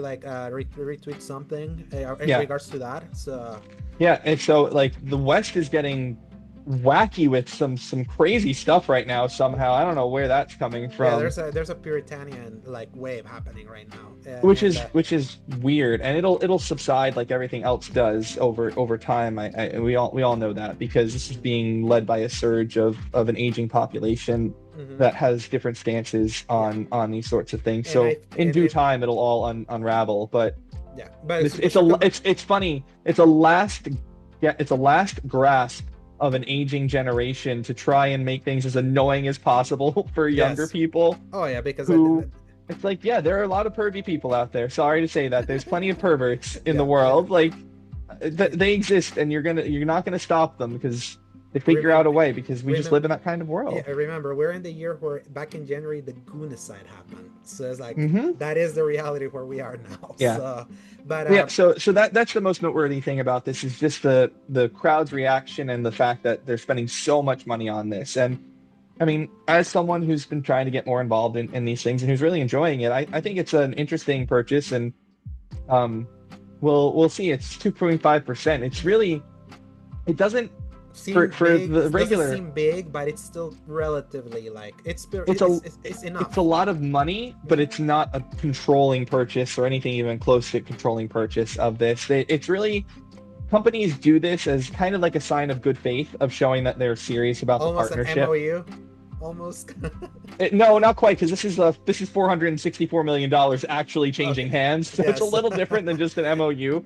But it is a show of good faith. It's we're gonna, for example, sometimes you'll exchange something like a sponsorship for something in Mhm. exchange for equipment for a relationship, where it's like we'll sponsor your event and in return, you give us equipment for something or something like that. Like, change of hands of little, Mhm. just to show that you're both invested in the relationship, and Yeah, that's cool. makes sense. And I feel like even more symbolic for Sony. Like, remember what was the big focus of their last state of play on June? That was actually like very well received. It was very Japanese heavy too. Japanese games, yeah. So it was like I feel Yep. like they are understanding that that's the Japanese side of gaming right now is going to be the most profitable because they got costs under control over there. It's like the Yeah. development pipelines over there seem like they're in order, where Western side of development is still a complete disaster. Like, Yep. so it's like I feel like they finally realized that Concord was a wake up call, and it may not be coming from in house, but I feel like their whole thing, like their investment with Tokon, the Marvel Tokon, like the fighting game that Yeah. made in Japan with Arc Systems work, or what, or Yep. not. I don't know if Arc Systems is Japanese. I think it's South Korean. I could be wrong. Like No, it's I an think Arc it's System Work is Japanese. I'll yeah, check. yeah, definitely double check. But it's like it's from an Eastern, like Arc System work is absolutely an Eastern market. Yeah, So Arc Sys is Japanese. Yeah. there you go. So it's like, and that was a big get. Is like playing into their history, into the history of the fighting. Yeah, they're in Yokohama. They're in the setting of Infinite Wealth. There you go. So it's like that is very symbolic that they went there in a first Yeah. party capacity with XDEP to do a Marvel fighting game that has a Marvel and fighting games has strong history with Evo, with like with the big picks of their genre. It's like that was like their big Yeah. headliner of the state of play. It's like they're investing in Japan, even if it's not first party doing it. They're like spotlighting that they're a Japanese company, and that's where they're gonna make their most money right now, because the Western development, exceptions some areas in Europe, is just a trash fire right now of just over Yeah. expenditures, like layoffs and greediness. So it's like this is Yeah, very we're kind of symbolic. approaching a point where the Eurojank may actually be important. Yes. Where I mean, if you especially want if if you you're want that style of game after KCD2 like proved yeah, because I so mean, strong. KCD2 was buggy, but in no world could I call KCD2 Eurojank. You Yeah. couldn't. I mean, you could not justify In that. the little I played, it's like it's far from Eurojank. That's what's Yeah, making it me so has hard. jank to it, but like, Yeah. it's not Eurojank. It's not KCD1. It's Mm-hmm. that was Eurojank Yeah. in a lot of ways. Much as I love that game, but Exactly. So yeah. next headline, So because we're still in PlayStation land. Yeah. yeah, in more news, in more Sony/PlayStation news, PS5 is getting its next big update, which will introduce the Power Saver feature, allowing games that support the feature to run in the mode with lower power consumption at the cost of performance. The other addition is an update to the DualSense, Mm-hmm. actually, which will allow your DualSense to pair with 4 Bluetooth devices, including PCs and smartphones, making it even easier to play your Xbox PC games with a DualSense. That like I don't mind much the lower power consumption part, because it's like I know there's some people that are very energy efficient. And I'm like, okay, cool. Yeah, that's to lower your Yeah, electric bill. That's yeah. the So it's like that's gonna be pretty good for them. And obviously, if you like playing in performance, you gotta know that lower consumption used in the machine means that your performance may like receive a hit. Maybe that's not a problem for you. At least you're gonna get that. But that idea yeah. of pairing a dual sense with 4 different devices, like I have 2 PS5s, the one in my living room and my Pro here in my room, and I like using my controller, but it's so damn annoying having to be like, gotta get it, pair it in with the cable, making sure that it's Yeah, pairing. it's really annoying. Yeah, because Yeah, we have the same situation in our house. We've got 2 PS5s, mm-hmm, and I use one as like the main one, but mm-hmm. when we play like co-op games together, we go to the base It, PS5 in the other mm-hmm. room. Exactly. So it's like this is gonna be really cool. Like I'll have my DualSense paired up now with my computer over here. I don't have to like constantly be Yeah. like recalibrating Bluetooth. Like I feel that's one of the cooler additions they're doing to the DualSense. So Yeah, I'm so one of the problems that I actually have with my PC, and I've going to resolve that problem because I'm here and I'm able to resolve it now, is that when I had it built, because I didn't do it myself, I went to a PC shop, they did not put in the antenna. So because it looks like a Wi-Fi antenna, but what they didn't realize, the same thing happened with my brother's computer. He doesn't have the yeah. Bluetooth or Wi-Fi antenna. I had to use the 8-bit DOE to connect the So computer. mine came with the antenna, but they just didn't put it in because I didn't need the Wi-Fi. They didn't realize that it was also for the Bluetooth. Mm-hmm. So my PS5 controller, the DualSense, only connects if I have it like right here. Like if the It monitor sucks. is, It it's sucks, like right right? Yeah. here. Mm-hmm. Yeah. So when I played Avowed, which I played on a PS5 controller, Mm-hmm. I had to plug it in manually, and I literally ordered like a 15-foot cable so that I could play it on my couch, connected to the PC. It was like And beaming me into the at the TV. couch, computer over here, and then the computer was connected to the TV way over here. It's like 15 feet around that I had to do it. It's why like it's so funny you Stupid. can make a computer be like a console that way, but it's like It's just because we're that close. mm, Yeah, because it's that close to the setup, I can do that. It's mm, where I am. I don't have a long distance, but yeah. So I'm really excited about this feature for future PC reviews and things like mm. that because I don't have an Xbox controller and up there. I don't want an Xbox controller. I have maybe one somewhere around the house here for Yeah. my 360 that I don't play. Yeah, I do the I like my I do the DualSense. Xbox controller when I play on PC because like it the interface is just much more Oh yeah, user I had to set up a whole like spoofing thing to make the PC think I was playing an Xbox controller mm-hmm, because the code for Avowed that we got was for the Xbox Store version of it. mm-hmm, So yeah, I had to and use like PS4 or something or other. Like it's a whole spoof. I tricked the computer into thinking I had an Xbox mm-hmm, controller basically, and that's how I was able to play. It took me so long to get working. It was so yep. dumb. So But speaking of Xbox, yeah, speaking of Xbox games, Xbox has doubled back on their decision to increase the price of their holiday 2025 games, starting with The Outer Worlds 2 to $80, announcing the game will now retail for the typical $70. It's nice to see Xbox make a good decision. finally, like it's still like a mountain of bad decisions, but it's like that was such an act of hubris, and doing that to Outer Worlds 2 of all games. Like if you were gonna do 80 for a game, you do it with Call of Duty. Mm-hmm. Like that game's so expensive to Mm-hmm. make. It's like that game's sure to kind of like bring in the dough. But I do find funny that I know there's been talk that people were like scared, like, okay, 80 is gonna become more of a standard because Xbox is kind of pushing that way. Sony has not done it fully. Nope. They're doing $80 digital deluxe edition games of their two big games. They did that for Death Stranding 2 for the early access. They're not doing early access Yeah. for Yote, but it's a digital deluxe edition. That's how they're pricing it, but it's still a base $70 game. And they have not announced another $80 game like native for the Switch 2 yet. There's $80 versions of like the upgrade, kind of like the Yeah. Zelda, what they're doing with Zelda and all that. But I don't feel that's kind of taking hold, and I feel like the market's like this is clearly a sign of the market spoke. Yeah, I think so. And it And wasn't and pre-ordered. EA's already said that they're not going to be changing their prices. So Mm-hmm. I don't think EAFC, the like biggest game in the world in Mm-hmm. some ways, other than Call of Duty, is Yeah. I don't think I think that's $70. I think that Mm-hmm. Battlefield's probably going to be $70. I don't think anyone else is going to try and up their prices just yet. I don't think that the market can handle it. I don't think the economy can handle it in the US. Mm-hmm. Yeah, and we might as well jump into the other Xbox like news that we had there in the headlines.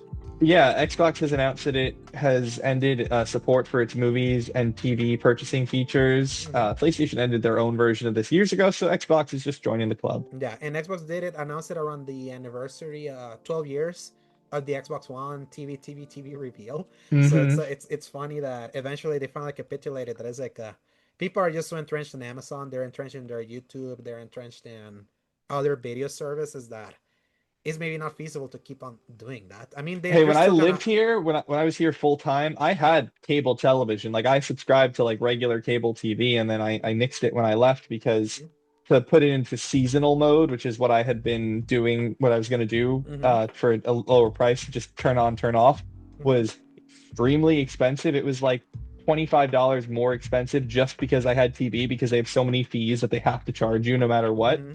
So I was like, all right, I'm just going to cancel that and I'll just, not deal with it. Yeah. So RIP to that era of Xbox. It's like Yep. I don't feel many people were like up in arms about this. It just No, felt I don't very think so. symbolic. I mean, there's bigger fish to fry over an Xbox right now than that thing. Oh It's just yeah, like for sure. a parade of bad news that just the only positive thing they've gotten is them reversing course on Outer Worlds. So Yeah. But briefly, let's pop over the Nintendo side because yeah, switching to Nintendo World, Nintendo hosted a Pokemon Presents this week, showcasing a variety of new Pokemon related products, including a Pokemon Stadium-like game called Pokemon Champions that'll come to Switch and mobile, Mega Evolutions in the upcoming Pokemon ZA, and a batch of other non-game related yeah, information about ba- TV shows and yeah, stuff, based and on what I Pokemon read, yeah, Sleep. yeah, based on what I read of what this Pokemon Presents was, this almost felt like a part two of the same stuff that they talked with Pokemon Presents back in February, based on Mm. this. So Hmm. felt like more just elaboration of things. People are still not fully hot on CA, but they seem positive, like heading I'm ready. into I'm excited. into that I'm one. my So my hope is to play Scarlet and Violet once I'm done with Infinite Wealth, mhm. and Gotta start that. use I that. brought the Switch 2 here. Yeah, and now you know that game got the full update, like the full Yeah, so I'm hoping to get that done and then be ready for ZA because mhm. I think they're different enough that I won't be too sick of it, but we'll see. I No, also they am are having. different. They are different enough because one is a traditional the Scarlet and Yeah, Violet there's is still like turn-based Pokemon. There's still turn-based battles though. Like yeah, that's, yeah, CA is we'll just like see. slightly different. Like its focus is definitely different. This is why people like Yeah. Yeah. Legends. So I really liked Arceus, yeah. So I'm excited for ZA, and we'll see how it goes for me. But yeah. I'm also have that like a hankering to jump into that Oblivion remastered that I haven't really gotten to play yet because I had so many other things going on. So Hmm. we'll see where I end up with all of that. But Yeah. and then our Final. final piece of Hmm. news here is the Chinese Room has announced it purchased itself out from ownership by Sumo Digital in a management-led buyout, becoming independent. The studio recently developed Still Wakes the Deep and is currently developing question mark. I think Yes. maybe this game will exist someday. Yeah. It's. Vampire the Masquerade Bloodlines 2. I forgot that was We'll see. them. I forgot the It is Chinese room them. was actually doing that. But It I is like. them, Yeah. and Look, we'll see. if like I'm all for more independent studios existing because like now we've like this year has been a rude wake up call of like the problems of consolidation. Wink, wink, Microsoft. Look what you did, and if more people can be sustainable and sustain themselves like without having to be part of like a conglomerate, whether big or small, I'll take that Yeah. win for like independence. Chinese Room has always been like very quirky with the kind of games that they make, from like dear did they do Dear Esther? I don't remember, but it's I like think they're Dear Esther. yeah, so you can double check on me. Like I mean, obviously they did Everybody's Gone to the Rapture. Still Wakes the Deep is kind of like in that vibe. So it's like if they can still exist by Yeah, they're Dear themselves, Esther. yeah. They're Dear So Esther, Amnesia, Machine for Pigs. Then Everybody's Gone to the Rapture. yeah, Then a they couple of little bit of nothings yeah, till they're Weeks the Deep, big. really. Yeah, they're big, like kind of scary first person adventures. So um, let's see how it goes. Glad to hear from them because Sumo Digital right now is like under the Tencent umbrella, so I don't know what's Yeah, going on with them. it's So it's it's really interesting the Chinese Room history because they started just doing mods for the mm-hmm. first 2 years of their existence, and then Dear Esther was their first release, and then they've only released three, four, five, six, seven games so In far. Like total, they're known, yeah, in total between 2012 and 2024 when they started releasing games, yeah, I and then know the next every one on the docket is Vampire. yeah, Everybody's Going to the Rapture was interesting. That was the last one that I played from them. I got it when they gave it for free on PS Plus, if I remember. I don't remember Mm, buying it. So, hmm interesting, like knowing like my religious background, it was interesting playing a game that way. So, but I that's it for yeah. headlines. But we got a few quick ones that I'm gonna read as we gear up for Sorry, releases. I do have one thing. Okay, There was okay, apparently an update to the Chinese Room story. Apparently, there were some layoffs as a result of the split here. So they did yeah. have, it says, following the divestment process, a number of roles were regrettably made redundant. The specifics are confidential, but the studio is currently 55 employees, 55 developers. So they have It's it 55 developers in the game. I mean, that was bound to happen. Like you're losing funding, removing Yeah, yourself from the conglomerate. So that's yeah. But yeah, so that was just a little update that I saw mhm. in Yeah, the story there. good to know. So now we move on to some quick headlines. Quick headlines that basically speak for themselves. Assassin's Creed Shadows first story expansion gets September launch date, and New Game Plus arrives next week. So I think that the expansions are gonna be free. I don't know if this one's paid. I don't remember because Yeah, I think remember they it's. kept I think everyone. I think you get it for free if you pre-ordered the game. Was their deal yeah. for it? That's be interesting because I got it not as a pre-order. I got the code for the review. So let's see if I get You it. probably will, because usually you get the pre-order bonuses and stuff with a code, I think. So Yeah, I think you'll get it. But yeah, yeah, yeah. I'm gonna play that, but I'm not gonna play that now. I'll wait Immediately. until they're done. I wait until they're done with support. I played the game, I beat the game, I platinumed it. Yeah, I'm done till support's yeah. done, You're and then I'll waiting. play it Yeah, again. yeah. You're like in your second phase of once everything's been updated and everything's in to kind of like go back. Yeah, the only extra stuff I've done in that game was the first random little quest that they did because Mhm. I was still playing the game when it came out. So if it's Yeah, in the game when I'm playing it, I'll do it. If it's not, yeah, see you later. yeah. Do it later. My burnout over reviewing Shadows is still so fresh in my mind that I literally deleted it from my console, from Yeah. both my consoles, and I'm like, I might. Told you before we start recording, like by the time Yote comes out, I may reinstall it just to kind of like do the comparisons of having seen both Yote's of them still a versus ways each other. away. You still got 3 months on that. Exactly. Two So two maybe by months, two and then, a half months. it would put me in the mood. But I'm still good with what I do with Shadows. I still liked it. I still give it an 8. I probably would have gone lower, really thinking about it, more to a 7.5.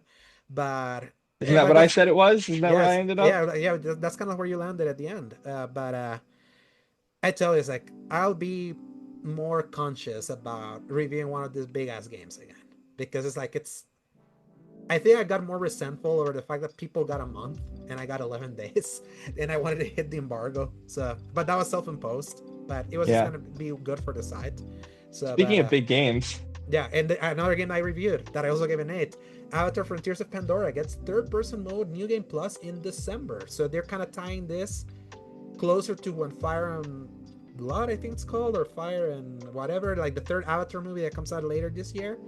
Uh, Avatar is something that just kind of comes and Fire goes and for me. Ash. Iron and Ash, yeah, Fire and Ash. So Fire and Ash. Yep. yeah, so it's like this is a really cool idea of them like rebuilding a game that's a clear Far Cry game that's like all its animations and like its storytelling and the way everything's framed was all about first person, and them doing a third person. I kind of want to see if they really put in the work for that to feel natural. I feel that game would have always benefited from being in third person because you're a Navi, you're this blue giant dude, like, or girl, whatever you decide to create, and it's like you get into third person mode, you're kind of flying around with the little like whatever the flying animals are called. So it's like you got an idea of what it looked in third person. That was a beautiful game, and it was one of the worst PS5 Pro patches that came out at the launch of the PS5 Pro, but then they fixed it and it looks really nice. And it's like it looks really nice. So I'll check it out of curiosity. Maybe like if I watch the movie and it puts me in the mood, that's kind of when I'm gonna check it out. It's gonna be coming out around the same time. So Yeah, I haven't played it yet, so I'll check it out maybe at that point. I do own it. I bought it when it was on a sale at one point. They did 2 expansions and those expansions were out and they never announced more. So that's why this update was very surprising because I was like, I thought support was done. So, I saw the second Avatar movie, but I've never seen the first. The second one's better. I'll say the first one is basically Pocahontas. I've watched the pitch meeting of the first one, Brian George's pitch meeting series. It's a really funny pitch meeting. I've seen those. It's really, they're really interesting if you like filmmaking, if you like James Cameron. Next quick headline: the Final Fantasy Tactics remake is a full rebuild because the original code was overwritten. Similar situation to what happened with the Final Fantasy VIII Remastered of 2019. Why like these games that took forever to be remastered or something? It's because for some reason the code got lost or they had to kind of write over something broken, basically redo stuff. So it's funny that if you're gonna put all that effort into a game, then make it look good. Don't make it look stupid and old. Yeah, I mean, Tactics looks as beautiful as always does. So, and we're gonna move on from that. Splitgate 2 is on launching as developer 1047 Games cut staff. Guess their little stunt at the SGF showcase didn't pay off. So, can we say how horrible of a studio name that is? 1047 Games. I had no idea that was their. That's a horrible name. But you know why it's called 1047? Because they made this game at their dorm. That was 1047. That was like they were on floor 10. Room 47. That's where Splitgate kind of came from. It's still the things that it's still gonna be in beta. You can still play it. It's just like their support is gonna kind of scale back to do whatever they're doing. It's like the whole arc of that game. They really like this is the definition of an own goal. They had a lot of hype going into release, and then that stunt at the SGF showcase was so. I think this dates further back than that. I don't think that stunt really mattered at all. I think that the biggest mistake they made was ending support for the original Splitgate that was really popular instead of just like supporting it and then updating it into Splitgate 2 eventually. That was really where their error was. I don't think what they did at SGF. I don't think whatever. I would slightly disagree because it wasn't just a one-off. They kept going back to that stunt in social media. They kept like arguing with people about why they did the stunt and all that. Then they apologized, but not really. It was like they became very antagonistic about like the intent of why they do that when it would have been just a funny groan. They did that. It was just wearing a stupid hat. Honestly, I know this may be controversial to say, but I think that the people who reacted to the stunt were way more in the wrong than the people who did the stunt. I think that reaction was way overblown. It's a stupid hat. There's 49% of the country that voted for that stupid hat. So you know what? Leave it alone, people. It doesn't matter. It doesn't matter at this point. It is what it is. Just deal with it. Stop making a big deal out of it. And if you care about things, then focus on action to change them instead of just whining about jokes that are dumb. Because it's just a dumb joke. That's all it is. A dumb joke. But to be fair, it's like this wouldn't have continued being a thing if the Splitgate developer didn't go to social media constantly to justify itself. It's like, I agree. You should just do the joke and leave it alone and ignore the people. So, that's the thing. If you're gonna make a dumb joke, you make your dumb joke and then you forget about it because you can't justify it to people because the people who are going to be upset by it are never going to agree with you in the first place. So if you're going to make a stupid joke, you make your stupid joke and then you move on from your life. That's all. But I do think that the Splitgate problems really go back to ending support for Splitgate 1 because I remember the hype around Splitgate 1 and everyone was like, oh my goodness, it's Halo with Portal combined. That's amazing. It was a surprise. It was a massive surprise in 2021. And like that's just it's the multiverse's problem. They took it away. Like why? Stop unreleasing your game. It's over. And once you unrelease and then try to release again, it's like it's been proven. It's like you're done, and it's unfortunate because It's bad. what's funny is that when they did the stunt and the game launched that same day, like fully, like with the battle royale and that, it had a Yeah. healthy player base. The more they kept being antagonistic over them Yeah. deciding to do a stupid joke, you can kind of see like the The drop offs funny, that kept the happening. funniest thing So, about this decision, though, Alex, is really just that all of the games that have successful second lives or resurrections or No Man's Sky moments mm-hmm. are the games that just keep going. They don't Yes, they try don't to say hide them. yes, exactly. They They're just just like, keep going uh, because once you're gone, you're out of the public's mindset and you're forgotten. And that mm-hmm, is unfortunately the truth of game development is that there are so many games coming out at all times that mm-hmm, you're going to get forgotten if you go away. You can't go away. You have mm-hmm, if you get one shot to release yourself mm-hmm. and then that's it. And then if you update it and you do a crazy big thing that's really cool, then Mm-hmm. maybe you'll get some new hype around it, but not if you went away. You're not going to get treated as a new launch. That doesn't happen. You can get hype for a big update, but you don't get hype for a relaunch. Mm-hmm. You just Yeah, don't. yeah. A relaunch is like super hard to like really I get can't think of one. really Can get you right. think of a game that went away and came back bigger? Uh, not technically, but I would say like the Cyberpunk 1 point whatever that thing was that finally made it the next gen launch was as close to a big relaunch as you could possibly get.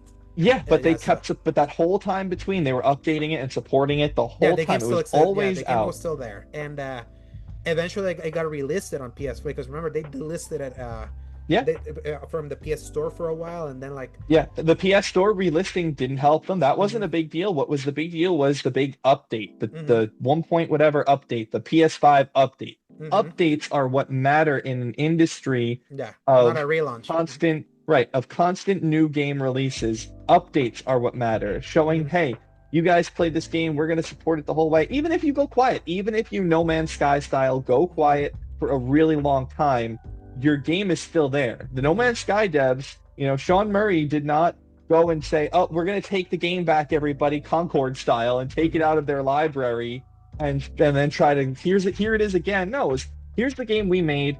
If you like it, that's wonderful. If you don't like it, we're sorry. Thank you for trusting us. We're going to make this better. Just hold on. And they waited and they released new stuff, and they do that all the time with new stuff. And that's the approach that you have to take. Unlaunching the game is not the way to do this. It No. has never been shown to work. Yeah, and it won't either. So, but at the very least, you'll still be able to play it. Unlike the unlaunching of multiverses that became That's like true. that became you couldn't even play it. So, and then it came back worse. But yeah, I would say R.I.P. to Splitgate 2 is like you just serve yourself your We own hardly knew holes. ye. Yes. Cyberpunk 2077 update 2.3. Speaking of Cyberpunk, brings new quests, vehicles, VRR support, and more. So Tomorrow. You forgot the it's tomorrow part. yes, it's like because this was from last week, so that was already out. Oh. Yeah, so so it's like it was a headline that I didn't read because we did the spoiler cast.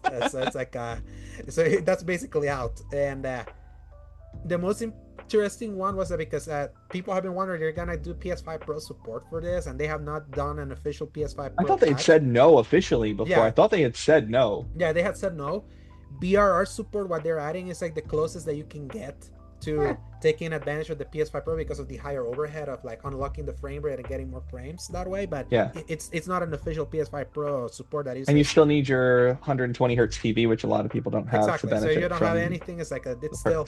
Yeah. The only benefit you get of playing that game on the Pro is the fact that it uses dynamic res, and on Series X and PS4 it could go to 1800p, but it hover always in 1440. It was slightly higher on Xbox in specific spots, but then on the Pro, you're always hitting 1800p, so it looked sharp all the time. So it was like you didn't really need a PS5 Pro because already the overhead of the better hardware was doing the work for you. So, but VR support is like higher. Like, I'm just curious to hear if this is it for Cyberpunk. Yeah, I was gonna say someday they'll stop supporting this game and I can actually play the game now because I'd love to play this game that I bought the super duper fancy collector's edition of and have never played. Yeah, but they keep being like, it's done, but no, there's more. It's done, but no, there's more. So maybe by the time they fully Baldur's Gate 3 style. Yeah, or maybe by the time where we finally see Cyberpunk 2 or whatever they're gonna call that, maybe that's gonna be the moment. But I think it is Cyberpunk 2. It is officially, it was Project Orion, and I think it is officially Cyberpunk 2 now.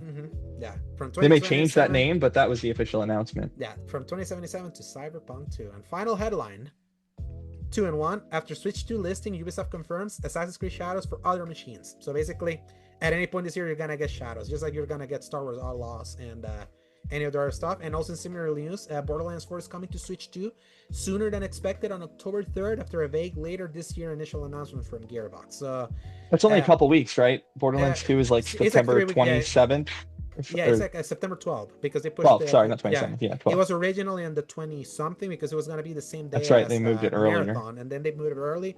So 3 weeks later on Switch 2, I feel that's a sign of confidence of how they're feeling about the Switch 2 hardware, that a port like this, even if it's not at launch, they're getting them closer in. So because before, impossible ports would take a year or two, if at all. So if you're for some reason interested in playing Borderlands 4 on the Switch, you're not gonna wait too long. I'll be playing it on the PS5. And that's the end of headlines, Joe. I won't be playing it at all. Yes, because you don't have taste. But speaking of, read us the release dates for the final week of July heading into August. Hate Handsome Jack. He is a horrible villain. He is not interesting whatsoever. Moving on. July 27th through August 2nd, Primal Planet comes to PC on July 28th. Mado Monogatari, Fia and the Wanderous Academy comes to PlayStation 5, PlayStation 4, and Switch on July 29th. Orcs Must Die, Death Trap comes to PS5 on July 29th. Tales of the Shire, a Lord of the Rings game, comes to PS5, Xbox Series X and S, Switch, PC, iOS, and Android on July 29th. Wargroove 2 comes to iOS and Android on July 30th. 9 Years of Shadows comes to PlayStation 5, Xbox Series X and S, PlayStation 4, Xbox One on July 30th. A Game About Digging a Hole comes to iOS and Android on July 31st. Dead Take comes to PC on July 31st. Dear Me, comes to Switch 2 on July 31st. Heartworm comes to PC on July 21st. Lucy Dreaming comes to PS5, PlayStation 4, and July 31st. Ninja Gaiden Ragebound comes to PS5, Xbox Series X and S, PS4, Xbox One, Switch, PC on July 31st. And Time Flies comes to PlayStation 5, Switch, and PC on July 31st. I have zero interest in almost anything here except Dead Take. I heard because that's a game that it's from Abubakar Salim, his studio, and it has Neil Luban and Ben Starr as like the two big headline like voice actors. So I kind of want to hear what it is. Yeah, I'll see what it is for sure. Because I remember. And Ninja Gaiden Ragebound, which I got to play at SGF, which was excellent. So that's coming out at the very end of the month. So I'm excited for that. Do you have any history with Orcs Must Die? I've heard of it, but I haven't played it. I have a fair amount of history with that franchise. I played a lot of Orcs Must Die 1 and 2 with some friends of mine, some longtime friends. I haven't talked to them in a while, but they were longtime World of Warcraft friends that I would do like multiplayer games with, and we'd play Orcs Must Die 1 and 2. And then I think they gave a few of those on PS Plus. I feel I've seen them in my library for some reason. Yeah, so. What ended up happening with some of the later ones is it became a Stadia exclusive. They did Orcs Must Die Unchained, which was a free-to-play version of the game and was not fun. And then they released Orcs Must Die 3 as a Stadia exclusive game that eventually came to PC when, sometime after Stadia died or before Stadia died. But yeah, I never played after the free one that was no good. I think it's Unchained or Unbound or something. So yeah, I have a history with it on PC. We were always playing on PC, so I probably won't play this or anything, but I have a little affinity for the franchise in my heart because it was really fun to play with my my friends. So makes sense. But yeah, Tales of the Shire. Tales of the Shire just makes me think of Talia Shire, who is best known as Michael Corleone's sister, Connie Corleone, in The Godfather. So I've heard of the record how this game is. I'll tell you after we finish recording. Travis is reviewing it. So. That's right. Yeah, he is. I forgot that. Yeah. But that's it. Those are the releases for next week, and that's it for this week's episode of the X Button. Joe, where can people find you? You can find me at Joseph_Law_Rusa on Twitter/X, and you can find my writing as Don Lionheart on Season Gaming's website. I will have a review for Mafia: The Old Country at some point next month. I know I mentioned that a few times, but I think I only have maybe one more appearance on here before that game comes out, so I want to make sure I promote it now, and I'll promote it then. Yeah. I don't know yet if we're getting code. I've asked about it, so I Mhm. may have it at embargo. I may not. It just depends on if we get access. But whatever the case, I will have a review for it. And in Yeah. the meantime, I may try to write that Mafia piece that I talked about. I'm Mhm. in a different location right now, so maybe a little bit more challenging here, but we'll see. We'll see what I can put together and promote in the future. And that's about it for me. What about you, You Alex? can find me at a_Joe on Twitter/X. You can find me at the Mormon side, Blue Sky at a Segovia. And then you can find my written content over at seasongaming.com. The last review I ever did for them was Blades of Fire right before I went to SGF. I wrote a bunch of previews of some of the games that I saw there, and then my edit and my reflection piece of Death Stranding 2. That would have been a review. Kind of doubles as one. If you want to kind of think about that, you can go read that there. And I don't know what's next. I don't know what's next for me, like on the docket. Besides, the last thing I had signed up for was Yote, so that's until October. I need to see like what's in between there, just to see like if I do anything. I may write something about a Wildgate if I play more of it, but it's just not. I don't like writing reviews for multiplayer games. That's just not me. Yeah. Unless it's Do you know who Destiny. has the review for Outer Worlds 2? Does someone have that? I don't remember. That may be Uh, Ains. I think that might be one that you can get. You should ask. So Yeah, I'll look at our list yeah, because that'd be fun. but besides that, you Especially can. having done Avowed earlier, that may be fun Yeah, to exactly. do Just both. yeah, contrast, compare and contrast the early and the end with that. Yeah. And but yeah, keep an eye out on that. And then you can always find us here at the X Button every Fridays from 10 a.m. onwards, depending on my internet upload speeds and if we get our the thumbnail on time too. But yeah, we'll still keep going. We'll still Darn keep that dork of art. yes, we'll still keep on going, like still every week, with whatever crew it's always available regardless. But thank you Maybe some every guests in the future, right? Maybe some yes, surprise guests. yes, we're lining up a few now, and We're that's like a working on it. yes. Joe's working on one, I'm working on another. So that he basically told me yes. I just have to give him the time. But Cool. you'll see when that happens, and that will be like when Joe is with me, like around that. Those will be like the guest spots when Am I the official guest hoster with you? Like, am I gonna get all the guests? That'll be fun. yeah, pretty much, because like there some of these guests kind of cross over between like our knowledges and needs, so might as well do them. Yeah. But And I have the most flexible schedule, I guess, to like host mm, the guests. yeah, and specifically like because Rick and Paul are more outsiders. I feel like you're more in the inside than they are in a way. So at least that way, A little bit. yeah, we can take advantage of that in your rotation with that. It's just because I So talk a lot. I just talk a lot. I said to Jing when I told her that one of the guests had agreed to more or less for a specific thing, and she was like, "That's really cool." I was like, "Yeah, well, it's just I don't have any shame. You just have to yeah, have no shame and just reach out to people. pretty It's not much. hard. Yeah, it's something that I gotta keep working on myself. But It's okay. It takes time. You can't. yes. Not everyone can have no shame, Alex. Mhm. It really. If everyone had no shame in the world would be a very scary place. Oh yes. We already know what not having shame is. Look at the Guna side. But yeah, thank you everyone for listening to this week's episode. Like, if you like what you watch or listen, give us a like, or subscribe, or in the YouTubes, or like it, or give us a review over at the Spotify's, where the schedule's gonna finally realign, but because I keep staggering when I posted the episodes over there. But it's like in YouTube, Yeah. it's been consistent. Yeah. The And very drop some least. comments. Drop some comments. We love the comments. I want to read what you guys think. I know I Yeah, upset some of you, so I say know. something, Yeah, please. yeah. Tell Joe how wrong he usually is. That's what usually Yeah, fun tell father. me I'm right. Tell me I'm wrong. Tell me you hate me. I'll respond to all the comments. He Even really, the trolls, yeah, I'll respond. he really does. But enjoy the rest of your weekend, people. Enjoy the final week of July. August is right around the corner. School is gonna start for some of you. I feel bad for you, but regardless, enjoy games and Press X. to play. Take Hasta la care, all. vista, baby.